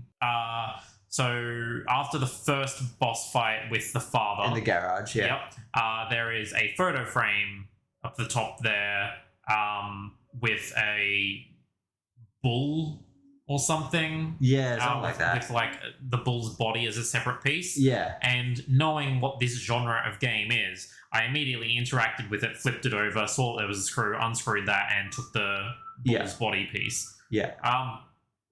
Admittedly, that is because I know what this genre of game is. But it's pretty straightforward. Right? Yeah. Not even like 10 meters away is the door Yeah, and that you put it into. For the most part, that's what the game is like, and it's kind of hard because some of the puzzles are like dumb, like again the shadows and putting heads on the wall, and it's just like that's dumb stuff. Yeah. It's just silly, and then you kind of have to have the solution there just because it is so silly, but also it didn't have to be silly in the first place, so that's a design decision which maybe isn't the best. Like it could have just been a key, but I understand for the evoking a certain air, which in this genre I will classify as gameplay. They are trying to elicit a response from you to heighten tension to contribute to how you play the game. I understand it. Is just when you already know this style of game, the tension disappears immediately because you've already got the key. And it's a hard trade-off because if it isn't that, then it's frustrating. It's like it's very hard. I think in puzzles in games in general are very hard to find that balance between it being like, aha, I feel intelligent, and like too easy or frustrating. God, I miss Golden Sun. Oh gosh, that's for me. That's a frustrating one because I'm trying everything under the sun, under that golden sun, and then I realize I don't even have the right key for it. That's on me. I think, but yeah, for like a good example, I think that Valve are really good, like in Half-Life and especially Portal. Yeah, I feel like they get the aha moment, like perfect constantly. Yeah, that's fair. So yeah, that is a minor complaint. It doesn't always happen. The 3 Cerberus heads in particular, like that is a long journey to get those 3 just to go through that door. Actually, what do you think about the shotgun puzzle? How it's like there's a shotgun there, and immediately. Oh, you haven't solved it yet. No. Oh, okay. No, I know it's something that I'm supposed to do, and I'm positive I just need to replace something in the place of the shotgun, that's all but I it have is. no idea what that thing is. Okay, I couldn't remember when that happens, if like you've done it or not. But I thought that was cool, how it's like, oh, there's a shotgun right there. And then you get trapped in the room and then you have to put it back. You're just like, oh, okay, I need to come back. I really like it when games do that because they dangle the carrot in front of you. Yeah, They're like, look, the thing you want and to then see. they immediately smack you with the stick. Yeah, but it's like I feel like that's a good way to do it because it's not like you get closer and a magic crystal forms around it and you can't get it, because you can like physically get the gun and carry the gun, but then you can't leave the room. And the room has nothing in it, nothing to do. So I thought that was interesting how they did that. I will agree with that. So limited inventory management. Yeah, I actually like that. That's a bit of Resident Evil staple. So this pops up in a couple of games. Resident Evil has used it most of all. Yeah, it's used it a lot. Particularly in the way that it is done here. I remember RE5 only giving you a certain number of slots, but I don't think it did the multiple slots for particular weapons. Because that's one of my favorite things, because organizing it is such a big factor. Because you get like... Do you get to expand inventory space later in the game? You do, and it's such a relief. Every time you do it is like, yes! I was glad for the military chest in the save rooms where you could just dump a whole bunch of items that you don't need anymore. I think that's a good system as well, because that's something you can get later on. Yeah. Like, all the chests are magically connected. Well, like, you've literally got coins as the next thing, and I'm like, straight up, I was just dumping them straight into that chest every time I came across them. Yeah, because I thought that the coins... So you find a bunch of coins just hidden around, and they're, like, hidden in the environment. So they're not, like, wildly hidden, but if you're, like, looking at the environment closely, then you'll find them. Yeah. So, yeah, the coins... you were just about to get to the section, actually, in that little... Oh, no, I got to it. Oh, okay, yeah. I just found it, and I was like, I don't have the patience to find 3 more coins to get the gun. Yeah. So you can use it to select upgrades, and it's like very much... There's a few different ones. You're like, I've only got like so many coins. I've got to distribute this correctly. I like that, just because it really encouraged you to explore and especially get like really involved with the world, because you know you can walk down a hallway, or you can be like walking down slowly, looking at the walls, looking for coins, and at the same time finding environmental storytelling with some of the paintings and photos and stuff. I will admit to getting slightly confused by the coins at first. So that first shadow puzzle. Yeah. Yep. It has like a circular slot in the plinth. Yeah. And I'm like, I mean, it's a bird. There's a bird on the coins. Do I just put the coin in the slot? And it just shows the coin shadow on the wall. I'm like, I mean, this is clearly not correct, but also, what? Yeah. Yeah, it's like, it's cool you can try it, because you're not sure what coins are for at that point. Had you tried anything on that one? No. Yeah, I got an achievement for you. For that. And it was really confusing because my boys were watching Netflix at the time, and they said an achievement just came up. I was like, "What? Netflix has achievements?" And then it took me a while to think about it. I'm just like, "Oh wait, yeah, because yeah. Okay, it all made sense." Yeah. Yeah. So I don't know. I quite liked the way that they use coins. And one other thing before we get to the meat of it is, I really like how doors open in this game. Like every single time you go to a door, it's like you're in control of the speed, but there's like different levels of the door opening. Yeah. And Ethan's view is always kind of obscured blocked by his hand, which is so not realistic for how a person would be going through. It'd be like, but it builds tension so well. It's so good for actually building tension for the player. Because every time you're like, what's going to be through this door? And it's just like this slow reveal. And, you know. So you were saying before we started, you don't think you actually had any... No, I don't think I ever had any like boo moments where you open it and, there's a molded there immediately. So there is a scripted one in 8, right? Oh, okay. But I don't think this must have been scripted at all for mine.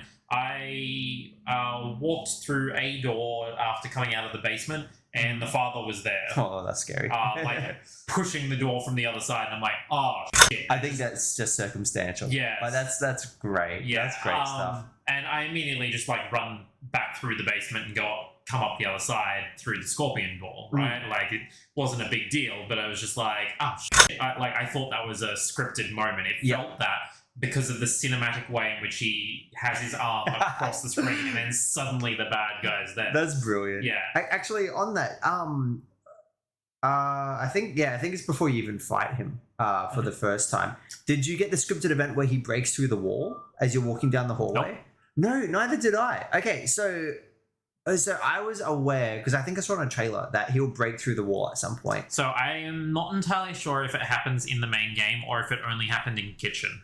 No, it does happen in the main game. It does? Yeah. Okay. So there's like something that you can do to make that not happen. And I did that by accident. Oh, apparently me too. But it's so funny because like this is one of the cases where the knowledge of it actually made me more tense, because every single like nondescript hallway I'd be walking down, I'm like, is this the one where he just busts through the wall? And then I finished the game and I was just like, wait, this never happened. Wait, when does it happen? And I looked it up and I found all these people reacting to it and like again, like just pooping their pants from it. And then I found that there's like ways that you can make it not happen. And I accidentally made it not happen because I put them in a certain place or broke a certain thing. I am playing horror the wrong way. Like I said, I know the game can only do certain things to me. Yeah. And so I'm just like, whatever. It doesn't matter. I will run through. If anything comes out, I will just change direction. Yep. Because the game is built for you to be able to finish it. Yeah. Like it wants you to finish it. It wants you to finish the game.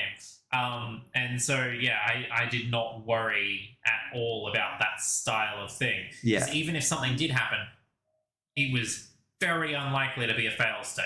Well, yeah, that's it. And I think if you break it down like that, if it's like, will this make me just lose the game and have to start it again? Yeah. Like, yeah. And that's the thing with like horror movies, horror games. Like if you just ground yourself and be like, this is what this is. Yeah. Like, you know, it can remove the tension, but it is also a lot of fun to get stuck within the world and get like swept up in it. Yeah, I wish I could.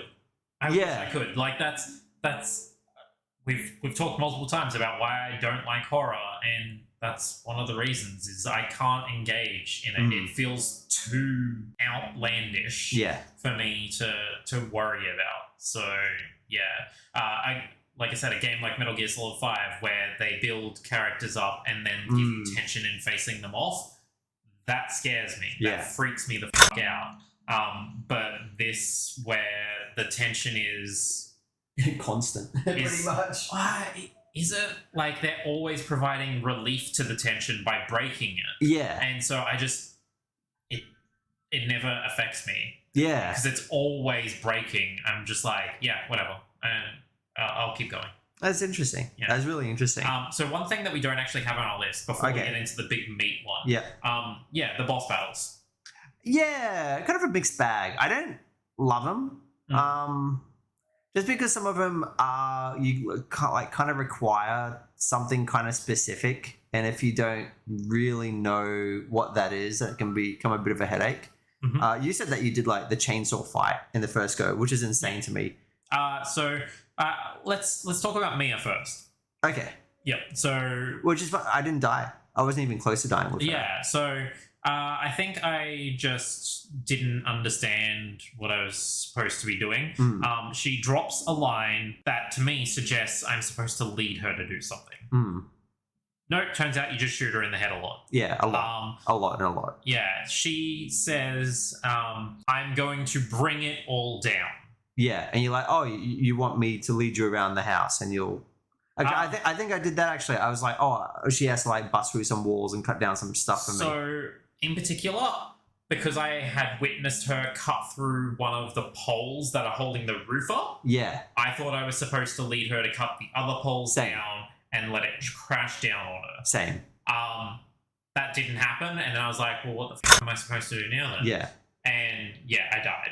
And then the second time, my aim just sucked, so I ended up dying to that. And the third time, I killed her, like, immediately. Like, immediately. I think I got 4 shots in, and I'm positive on the first time round I got 4 shots in. I think that's the adaptive difficulty coming into play there. And she just died. And I'm like, all right, sweet. The less I have to deal with this, the better. Because, again, I was so close to quitting from being frustrated. Yeah, rather than anything else. Yeah. It's like, it's not challenging. It's just like, it's not challenging. It's not scary. It's just annoying. Yeah, that's it. The second boss battle is against the father. It's in the garage. Yeah. And it's another one where you just have to shoot the shit out of them. Yeah, but there's like environmental things you can do. Like you can get in the car and hit him with the car. And okay, so you only can? I thought you had to. I assumed it was part of... Well, I'm not sure. I didn't kill him otherwise, but yeah, I just...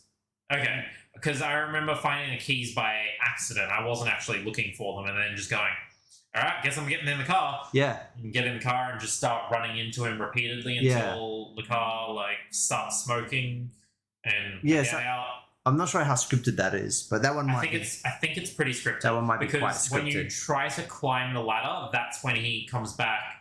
The car explodes. He's like near you on fire. Yeah. Attacks you again. I like that. I will say, him being on fire is probably the freakiest thing in the game. I like that. I had seen. That was cool. So yeah, that was pretty good.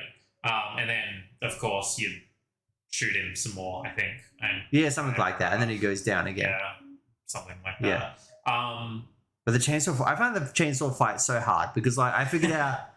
You know what you have to do. You have to like you can kick the body bags at him and slow him down, and then use the chainsaw to mess him up, and just and he has this stupid ass 1-hit kill move which he starts doing. It's so you would have hated it. I'm glad that you avoided it. That would have driven you crazy. I died. I want to say 7-8 times. Oh my gosh! On that guy.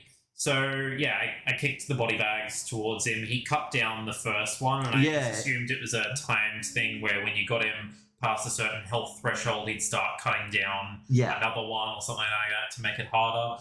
I think it was just random in the end, actually. But it might be. I'm not too sure. But yeah, I kicked it, staggered him. I didn't have any ammo left, so I was just knifing him in the head for a long ass time.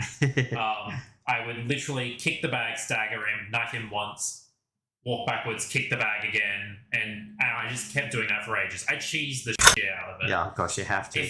If the game's going to let me, it wasn't a glitch or anything. It was just poor stagger mechanics. Yeah. And and I don't mean that in a negative way. I just mean like I was thinking logically where the game wants me to be fearful and emotional. I saw something I could take advantage of, and I did. Yeah. I'm like that with so many games. And I always feel bad because I kind of suck the fun out of it because I find like a strategy that works and I just keep doing it. There is one fight in Batman Arkham Knight where you can, as the tank, you have to fight another tank, and it is fucking awful. It is impossible.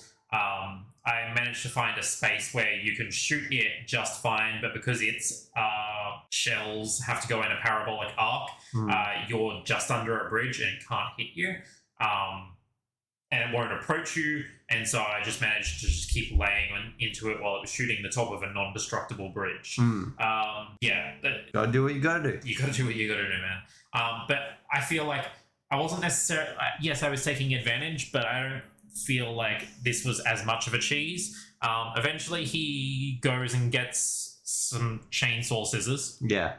I actually tried to race him to it because I didn't realize the chainsaw scissors were in there. I thought he was going for the chainsaw. Yeah. And so I was like, no, that's mine. I did the exact same thing. I was like, no, I want to get that before you. Yeah, exactly. And then he pulls out the chainsaw scissors and I'm like, oh, okay, I mean, whatever. Yeah. And I just spent the time guarding. I may have... So there's a thing in the military box, which may be to do with the addition of the game, I don't know, that increases your guard. That was probably there because I finished the game before. Maybe. Yeah. Maybe. Yeah. I'm not sure. But I saw that in there, and so I put it on not long before that boss battle. So that might be why I had an easier time. That was probably it. Actually, you get that for finishing the game. So you would have gone through it like on my file and had access to that. Yeah, that's true.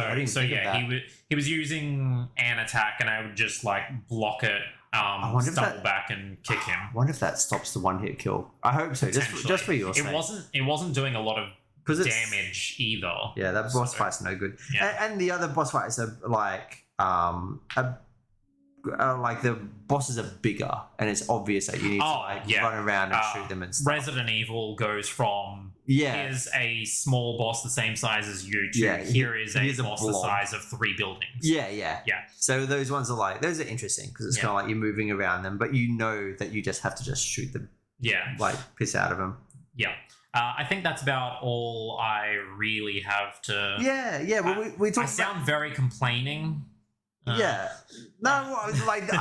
kind of led you into waters which I knew you weren't necessarily going to love. But well, I don't think it's a bad game. I just think it's definitely not my game. Yeah, and I think I'm not the a huge horror aficionado by any means, but I really like what they were going for, and I enjoyed the game a lot as a whole. But we talked a bit about the dynamic difficulty or adaptive difficulty. I'm going to just flip between those two. We'll remember that next because I need to go pee. Oh, okay. We're gonna hold that, and then we're gonna get into the good stuff. So it's been a couple of episodes since we've had ad breaks. Now we're going for 2. Ooh, double. Here we go. Double. Peace out.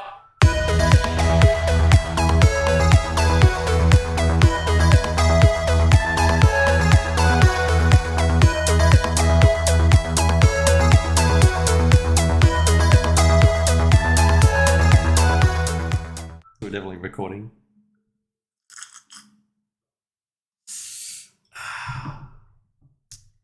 Oh, whoops, we're recording. And welcome back. And we're back. Okay, so this game uses a dynamic difficulty or adaptive difficulty. I'm going to flip-flop between the two different terms because why not? It's like a difficulty system, and this kind of happens in the background, and it affects a lot of different aspects of the game. So it affects the damage that you give, the damage that you take, ammo scarcity, health scarcity, spawn rate of enemies, even some puzzles. I actually didn't realize it affected ammo and health scarcity. It's interesting that it can spawn items depending on how it thinks you're going as well. Yeah, I think that's brilliant because quite often in the game, it kind of feels like no matter what, you always just have enough ammo. I found quite often I'll get through a section and be like, oh, I've got 3 bullets left. Thank goodness I've got those 3. The game will do its best to not make it so you're completely out of ammo and you have to fight things with a knife because that would suck. Well, I fought things with a knife a few times and it actually just didn't bother me. Oh, that wasn't too bad then. Yeah. Okay. I logic cheesed it. I feel like most people would be panic playing when they're only left with a knife. They're just stuck there going, swiping, and, just hoping for the best. Meanwhile, I'm there going, slash, block, back up a bit. Understanding the timing slash, of it all. block. The block is really strong in the game. It is actually, like, considering really, it's really just someone putting an arm up. It's, and actually, we were just talking about the father like doing no damage to me basically during that boss fight, right? The Molded? black mold creatures, the molded. Is that what they're called? Dunk boys. They were actually killing me quite quickly, even with that thing equipped, which probably had something to do with the adaptive difficulty. Now I think about it. Yeah, and that's the What's thing. that? You beat the boss without dying. Exactly, and that's what they do. I'm kicking myself because I can't find it now, but I found a table where they broke down every single number, and it's like crazy the amount of things that are taken into consideration. So like every time you shoot an enemy, your number changes. If you shoot them in the head, it changes more so. If you get hit, if you heal, it changes the numbers. Just like there's so much going on. If you find coins, like that's a thing as well. Pretty much anything that you can do in the game. What about the bobbleheads? Yeah, bobbleheads I think is part of it, even though bobbleheads are pretty much useless. Like literally. Yeah, I think it's just for an achievement or whatever. They are like their findingness is persistent between our save files. So any that you have found shot in the first run through would not appear in mine. That's probably I found a good thing. 2 more for you. Yeah. Oh, thanks. Just no worries. So like pretty much everything you do in the game is crunching numbers in the background. So it can be a bit confusing because there's like 3 difficulties that you can choose at the start, where it's like easy, normal, whatever. And it's interesting because, so let's say there is a 10,000 point scale, 0 to 9,999. On easy mode, it starts you at 1,200, which is like low. And there's like a roof and a ceiling for each difficulty. So the highest you can go to is like 3,000 on easy. On normal, you start at like 4,800. The lowest you can go is 3,000. The highest you can go is 7,000. Stuff like that. So, and I assume if you go higher than that, it just moves you up to that next difficulty, or I think does it just not go any higher? I think it just caps. Okay. So like the game can get as hard as it's going to get in that difficulty mode that you've chosen. Yeah. Okay. That's more fair then. I actually was like, if it automatically is going to end up moving me to Madhouse mode, I'm gonna tell you right now. It can fuck off. That's rough, yeah. But I love that. I actually really love how you can choose 3 different difficulties, which kind of like gives you a bracket that you'll be playing in. But at the same time, there's this invisible adaptive difficulty system churning in the background. Yeah. And it's really interesting because when I was playing through, I was like, just kicking butt. I was collecting everything. I was going through without dying. And then I got to the molded in the basement for the first time. We have to fight the molded. I just kept dying again and again and again because the game was like, you're too good at this. and because of that, I found it easier and easier. And there was a point where there was one molded disappeared when I was down there. Really? Yeah, I actually noticed it. I was just like, this is weird. It didn't spawn in. And then like, as the game went on, I remembered that Resident Evil 4 had adaptive difficulty. And I was like, wait, is this the same? And lo and behold. So, with that same section, so you get the first one that you come across around the corner. Oh, man, I knew that was going to be there. Going over, I was like, I bet there's something around the corner. It still scared me so damn much. I don't understand how it scares anyone. It's just so big. I don't know what it is. Something about like the way that it just covers your entire like view. It's just so huge in front of you. I don't know. I don't know why it gets me. Meh. There's got to be some like, psychology behind it. I saw the black mold things there. I'm like, there's gonna be something's gonna be here. Yeah. And it's always through a door or around a corner, so I was expecting it, and you just back up immediately and shoot it in the head. Yeah. I feel like I'm making myself out to be a better gamer. He's a badass here. He's not scared enough. I lost to Mia multiple times. Yeah. She's not a difficult enemy. Yeah. I just sucked. But like, horror is full of tropes. Yeah. Games are full of tropes. You kind of understand the patterns. You understand patterns, and that's what I do. I see a pattern, I can exploit that shit. Which hopefully is going to make me fine at Elden Ring, but we'll see. We'll see. but like, yeah, I just like I think it applies less to gameplay and more to stories. And so knowing that an enemy is going to come from around the corner, it's not going to affect me.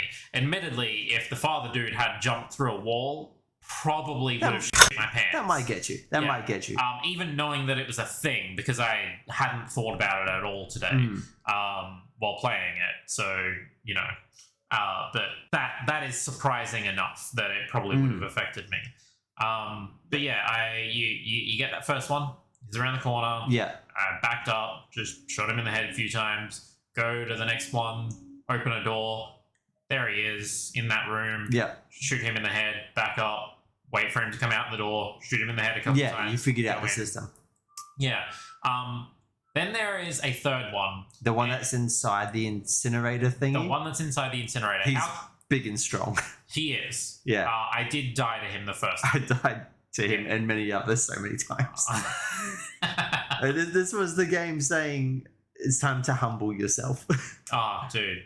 Out of curiosity, how long did it take you to figure out the puzzle? Oh, not long. Okay, good. Yeah, no, that one wasn't long. Yeah.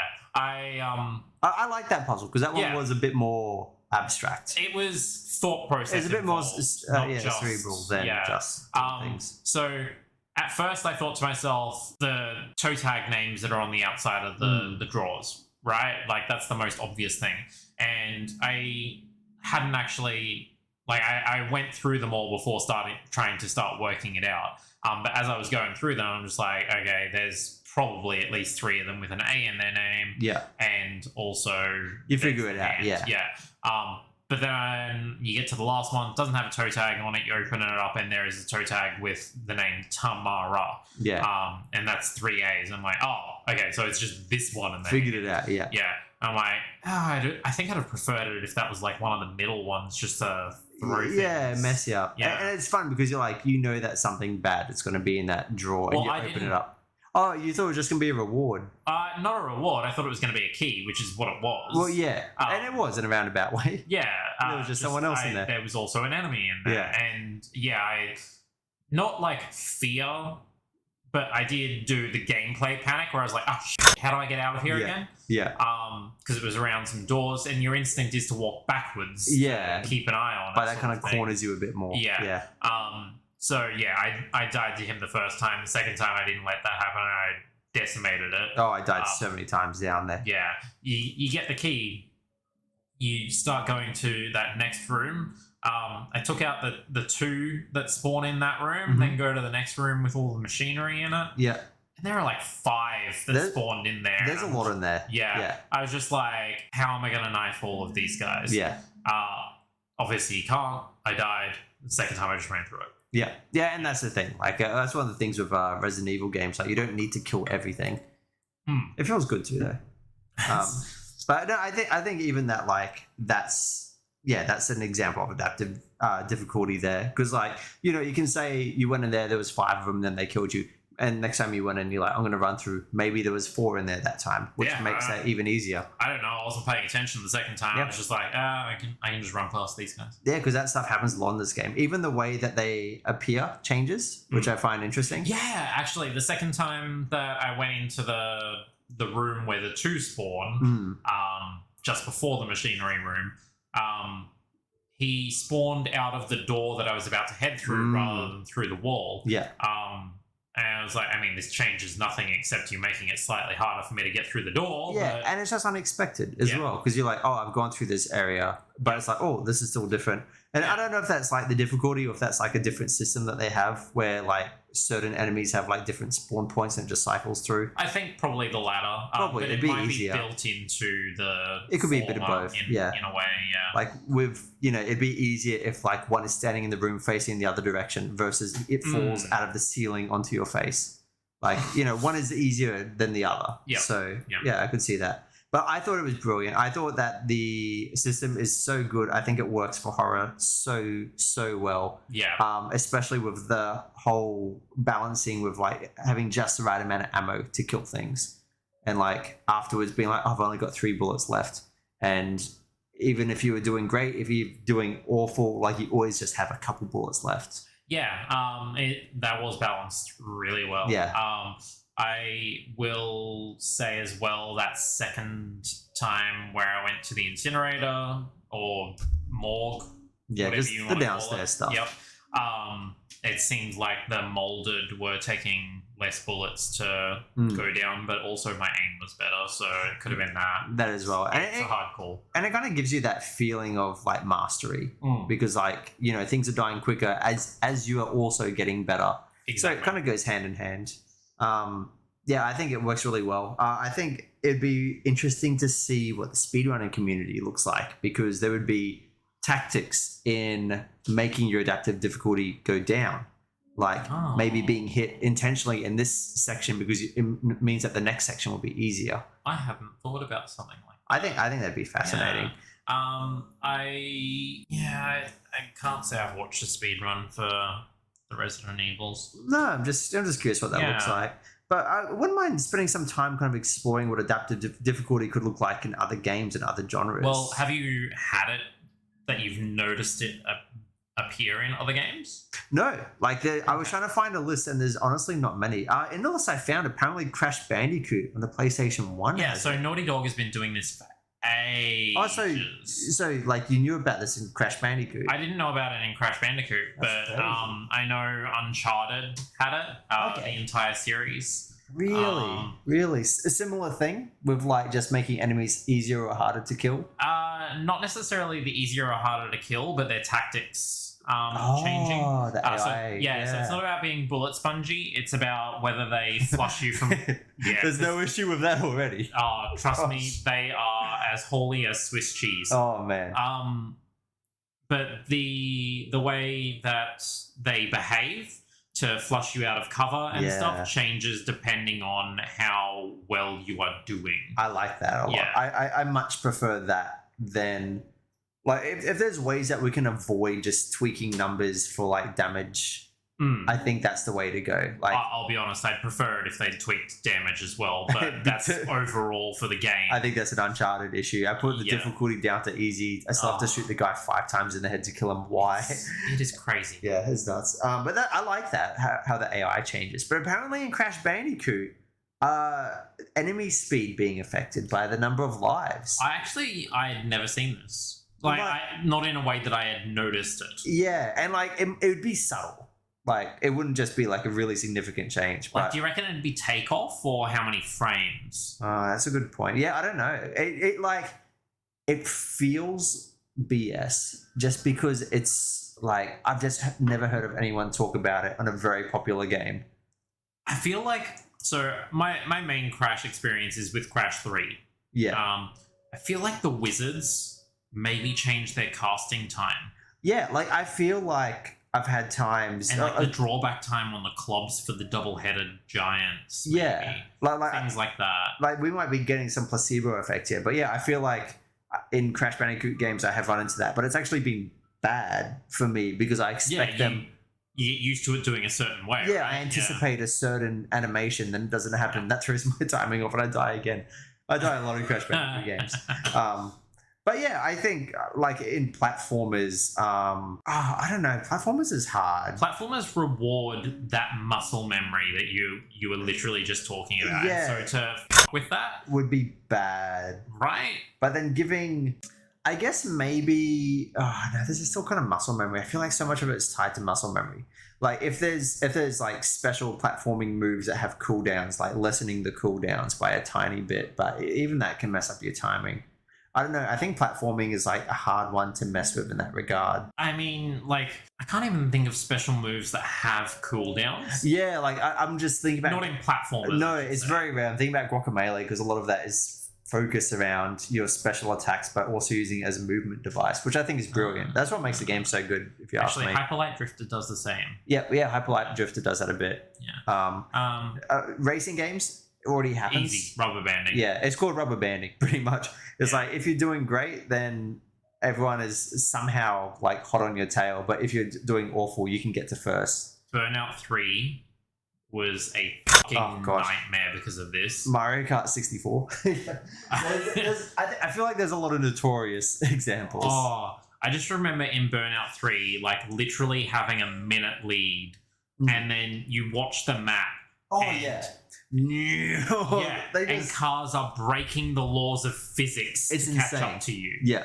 Like, just crazy. Yeah, I feel like racing games already do it. A lot. It's less noticeable now, thank God. They've found the balance a lot better. Even in Mario Kart. Did you notice it when you were doing Forza Horizon? It's hard to tell just because I'm not as... Because there's so many different types of cars in the game with all different stats. Right. So it's hard to tell if they are cheating, but I assume they are. And there's been times where I'm pretty sure I cheated as well. So like, it's all good. We've all been there. Gran Turismo. So did you watch much of the not at all. reveal? Okay. First of all, gorgeous. Yeah. But second of all, they revealed a AI that they've been building for it. And it's actually been built in Gran Turismo 6 using data from 6, and they're going to implement that in 7 after release, like a few months down the line sort of thing. So they have an AI that they have built to be perfect. And I don't mean perfect in the way that it just ignores everything that's going on and will beat you no matter what. Yeah. I mean perfect in the way that it knows exactly how to respond to those things. That's because cool. it has run the simulation enough times in enough different scenarios to be able to respond to them figure it out immediately. That's cool. Yeah. It is literally a hamster that has been given a reward for doing good or punishment for doing bad. Yeah. And I don't know how you program that, but that's but cool. it has, and it's to the point where it's beating like real people. I don't mean real people like just the developers or whatever. I mean like the real good ones, like proper racers. Yeah. Who know these tracks, who have raced on these tracks, and who are used to build the simulation in the first place because they know them that well. It is crazy. Yeah. That's cool. That's really cool. And there'll be some difficulty levels for it. In that as well. Yeah. So it can really so you're scale. not just like being crushed every time. Yeah. But I think the idea that they're using machine learning to adapt difficulty is a unique way of doing it. Yeah. Like adaptive difficulty before was using an AI to change numbers. Pretty much. But adaptive difficulty for Gran Turismo 7 is using an AI to change paths. Yeah. To achieve the same result, because it's not rubber banding. No. It's not going to change how difficult the car is in the flight, like in the middle of the game. It's going to change essentially how well it's rewarded or how much it's punished for doing certain actions so that it meets a certain target ratio. That's really interesting. And that's a very different approach to like normal AI programming or anything like that. Yeah. Essentially, it's done what people have been wasting time doing with Pokemon for a long time. You feed a whole bunch of racing lines to it, or you feed a whole bunch of Pokemon designs to it, and it spits out something that looks kind of like a good one. Yeah. That's called market testing. Yeah. I'm really looking forward to that. That's really interesting. I don't know why, but that reminded me of like a fantastic example of dynamic difficulty. And we're going back to, yet again, Metal Gear 5. Metal Gear 5 does the thing where oh my god, yes. Yeah, it looks at the way that you, and I think this is the ideal way to do it. It looks at the way that you play and then responds accordingly. So if you keep trying to infiltrate during the nighttime, guards will start having night vision goggles. And there'll be more lights as well. And there'll be more lights. If you keep getting headshots, there'll be people wearing helmets more often. And my favorite... Oh, I hope you were mentioning the one I'm thinking My favorite, this is just a fun one. If you keep shooting guards in the dick, they'll start being female soldiers instead. Not that it changes gameplay a whole lot, but I think that's such a fun tweak. They don't wear a cup. They de-incentivize you by making it a vagina instead. Yeah. Well, it's in my head canon is that like all the soldiers don't want to sign up for it anymore. They're like, male I'm soldiers. not gonna lose. I ain't doing it. But I think that is the optimal way of doing it. Like the game, like if a game can see that you're doing something, because we've talked about like cheesing quite a lot in this episode. If they can see that you're cheesing in a particular way, and then finding a way to mitigate that makes sense within the universe, and forcing you to do something different, which I think is, I think that's always brilliant. That's always the ideal way for a game to go. If instead of making someone get stuck in a rut, incentivize them to try different things and experiment. So like, I'm just trying to think of an example. Like you were saying with like the knife, you could do that rhythm, how you could like stab them with the knife, go back, Changes up the combo. Yeah, if they change up the combo or start making like knife to the head less effective, but finding a way that like the molded, if you try to go for the head, the molded would swat away the knife. Like have a very, very clear animation to say this isn't working anymore, but that's when you can start going for the knee or something to try to chop off its legs. To stagger it, to take it down to a knee, to then go for the head or something like that. Yeah, which would be seeing what you're doing, being like, this is too good, we need to change it and make it very obvious that we're changing, which is such an important part of it, is so you can change your tactic and play it a different way. Admittedly, that is something that I feel fits into the lore of Metal Gear Solid 5. Very much so. Whereas in Resident Evil, for the molded, they are kind of meant to be mindless enemies. Mindless, yeah. But even still, like, that although they're mindless beings, they're kind of still like killing machines in a way. Yeah, I mean, you got further than I did. Well, in the lore, to me, it's literally just a thing that's in the way. Yeah, they are. Yeah, within the lore, they are kind of like, they are dumb as heck, but they are meant to be like kind of killing machine type of things. So it kind of worked. But yeah, I think that's like the perfect example. Like, it's so easy to tweak numbers, and I was trying to picture what it would be like within an RPG, but I just can't. I can't picture what it would be like without RPGs have tried this, and it does not work for the genre. Because it would just be number bloat, wouldn't it? So I'm a big Final Fantasy person. We know this already. Yeah. It's not the only example of it, but the best example I can think of is Final Fantasy VIII. Mm-hmm. So what do they do in that? So Final Fantasy VIII has a mechanic where the game's monsters level up with the party. Yeah.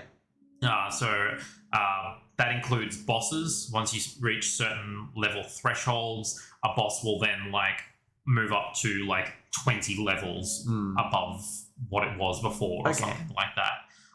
But in general, the monsters, the random encounter ones, they level up at basically the same rate. I think it's based on an average, but it might just be based on what the party leader, who is always Squall, will be, right? Okay.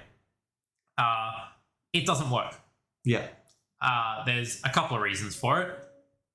Number one, if you suck at the game and are relying on levels, then you feel like you are never making any progress whatsoever, because the enemies that were that were difficult at the beginning of the game remain difficult throughout the entire game. They never become easier. Yeah.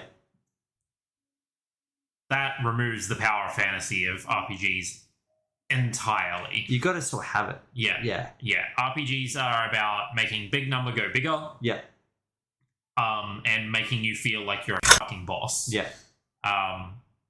It just doesn't work. Okay. That's interesting. If you are amazing at the game and you can game the other systems, you can literally never level up and achieve max stats, and every enemy in the game becomes completely negligible. Yeah.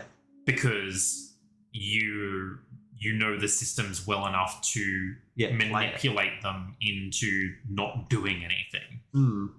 You can literally never level up in Final Fantasy VIII and have max stats across the board. Because your stats are not based on your character's level. They are based on your summon levels, and your summon levels don't affect where enemies are at. and your summon levels get you the ability to increase your stats by junctioning, like equipping magic to your stats. Yeah.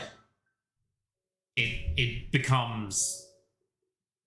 oh my gosh, I keep losing words while doing this. It's very hard because like all the ideas I'm coming up with are like, you know, you open a chest and instead of there being 5 potions, there's 2 potions. But like that sort of stuff sucks. So I can think of a couple of ways, but none of them work for video game RPGs. Okay. You're talking about like tabletop versus video game. Okay, yeah. So I think it would be a good idea for us at some point to cover a tabletop game. Yeah. Or even a few. But just in terms of generally adapting difficulty to a game for tabletop, easiest thing is, are your players breezing through things? You can adapt that by adding extra enemies or giving your current enemies new abilities to counteract specifically what they have. Not in a way that's going to kill them. No. Because you don't want your players you don't want to lose. Yeah. You want to give them a challenge and make them mix it up. You want them to feel like they've achieved something by winning, not just breeze through the every encounter. Yeah. Another cool thing as well, adapting doesn't necessarily mean making things easier or harder. In tabletop RPGs, a good way of doing that is, so for games like Pathfinder and D&D, I play Pathfinder. It is a thing that you can get adventure paths. They're essentially pre-written adventures that you can just chuck your friends' characters into and go off and have a story, right? Number one, you're always adapting that story to these characters. Yeah. They have to be invested somehow, and while their backstory goes a certain way into investing them in the game already, it's also the game master's job to further invest them by bringing their backstory to that game as well. But on top of that, if your characters have particular classes that restrict them to using certain weapons or shields or armor, the adventure path is only going to give you particular weapons and armor and shields because they don't know what party your friends are running with. Yeah, that's true, because it can be so open-ended. It literally, there are, like I said, Pathfinder, I think there's like 30-ish classes. Some of these APs were written when there were 6 classes. You could restrict what your players can do. That's part of adaptive difficulty as well. Yeah. Or you could just change some of the things that they're given. Yeah, because restricting is never really the answer. I don't think it is. Yeah, I think like in most things, for it to be entertaining and smooth, it should be yes and is the way to go. Yeah, absolutely. Rule of fun, rule of cool. Yeah. And so you just change this +1 mithril sword that no one's going to use to a +1 mithril spear instead. It doesn't change the game in any meaningful way, except for the fact that your characters feel like they're actually getting something, not getting something they can sell. Yeah. Like and that is something that would be very difficult for an AI to simulate. Yeah, because within a board game setting, like an in-person one, that's so much easier because I'm trying to like find a way to convey that into, an RPG game, and it's so different. Yeah, it's so different. I think so. Obviously, the weapon changing thing, that is quite a bit easier. Yeah. I'm trying to contextualize this within a Pokemon game, though.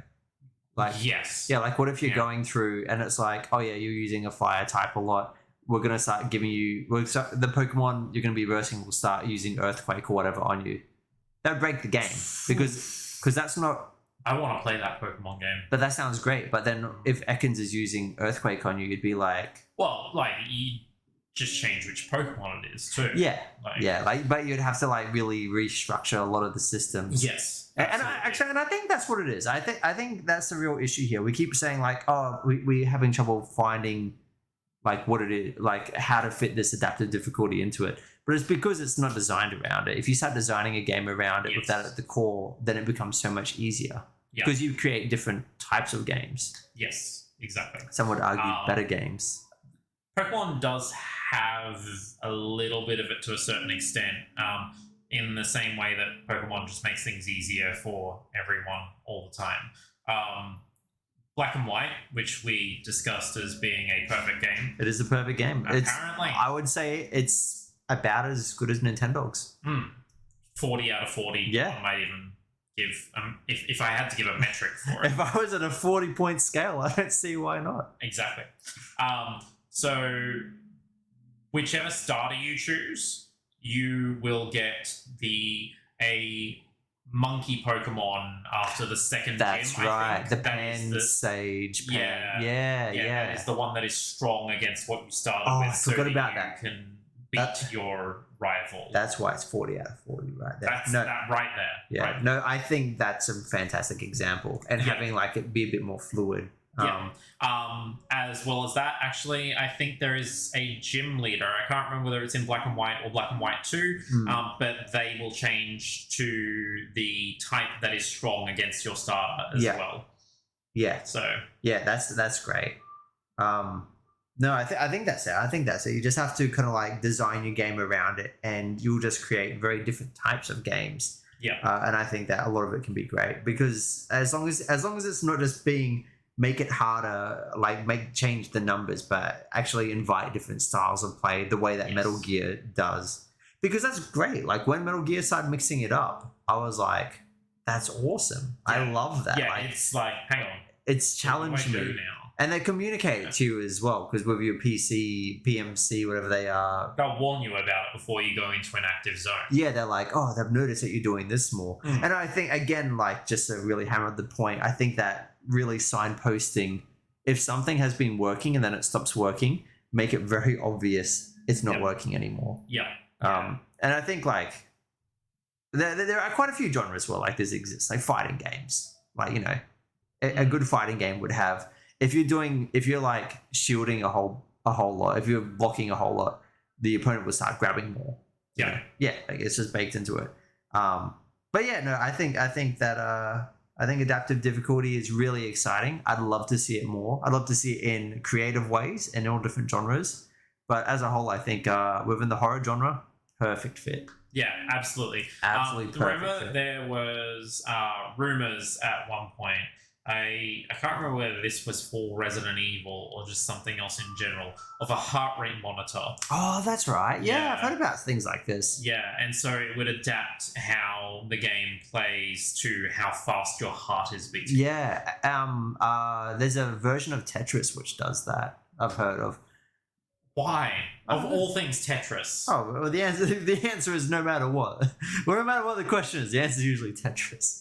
I don't understand. It's kind of random. Horror makes sense to me. Tetris, horror makes perfect sense. But yeah, to change the speed, I don't know.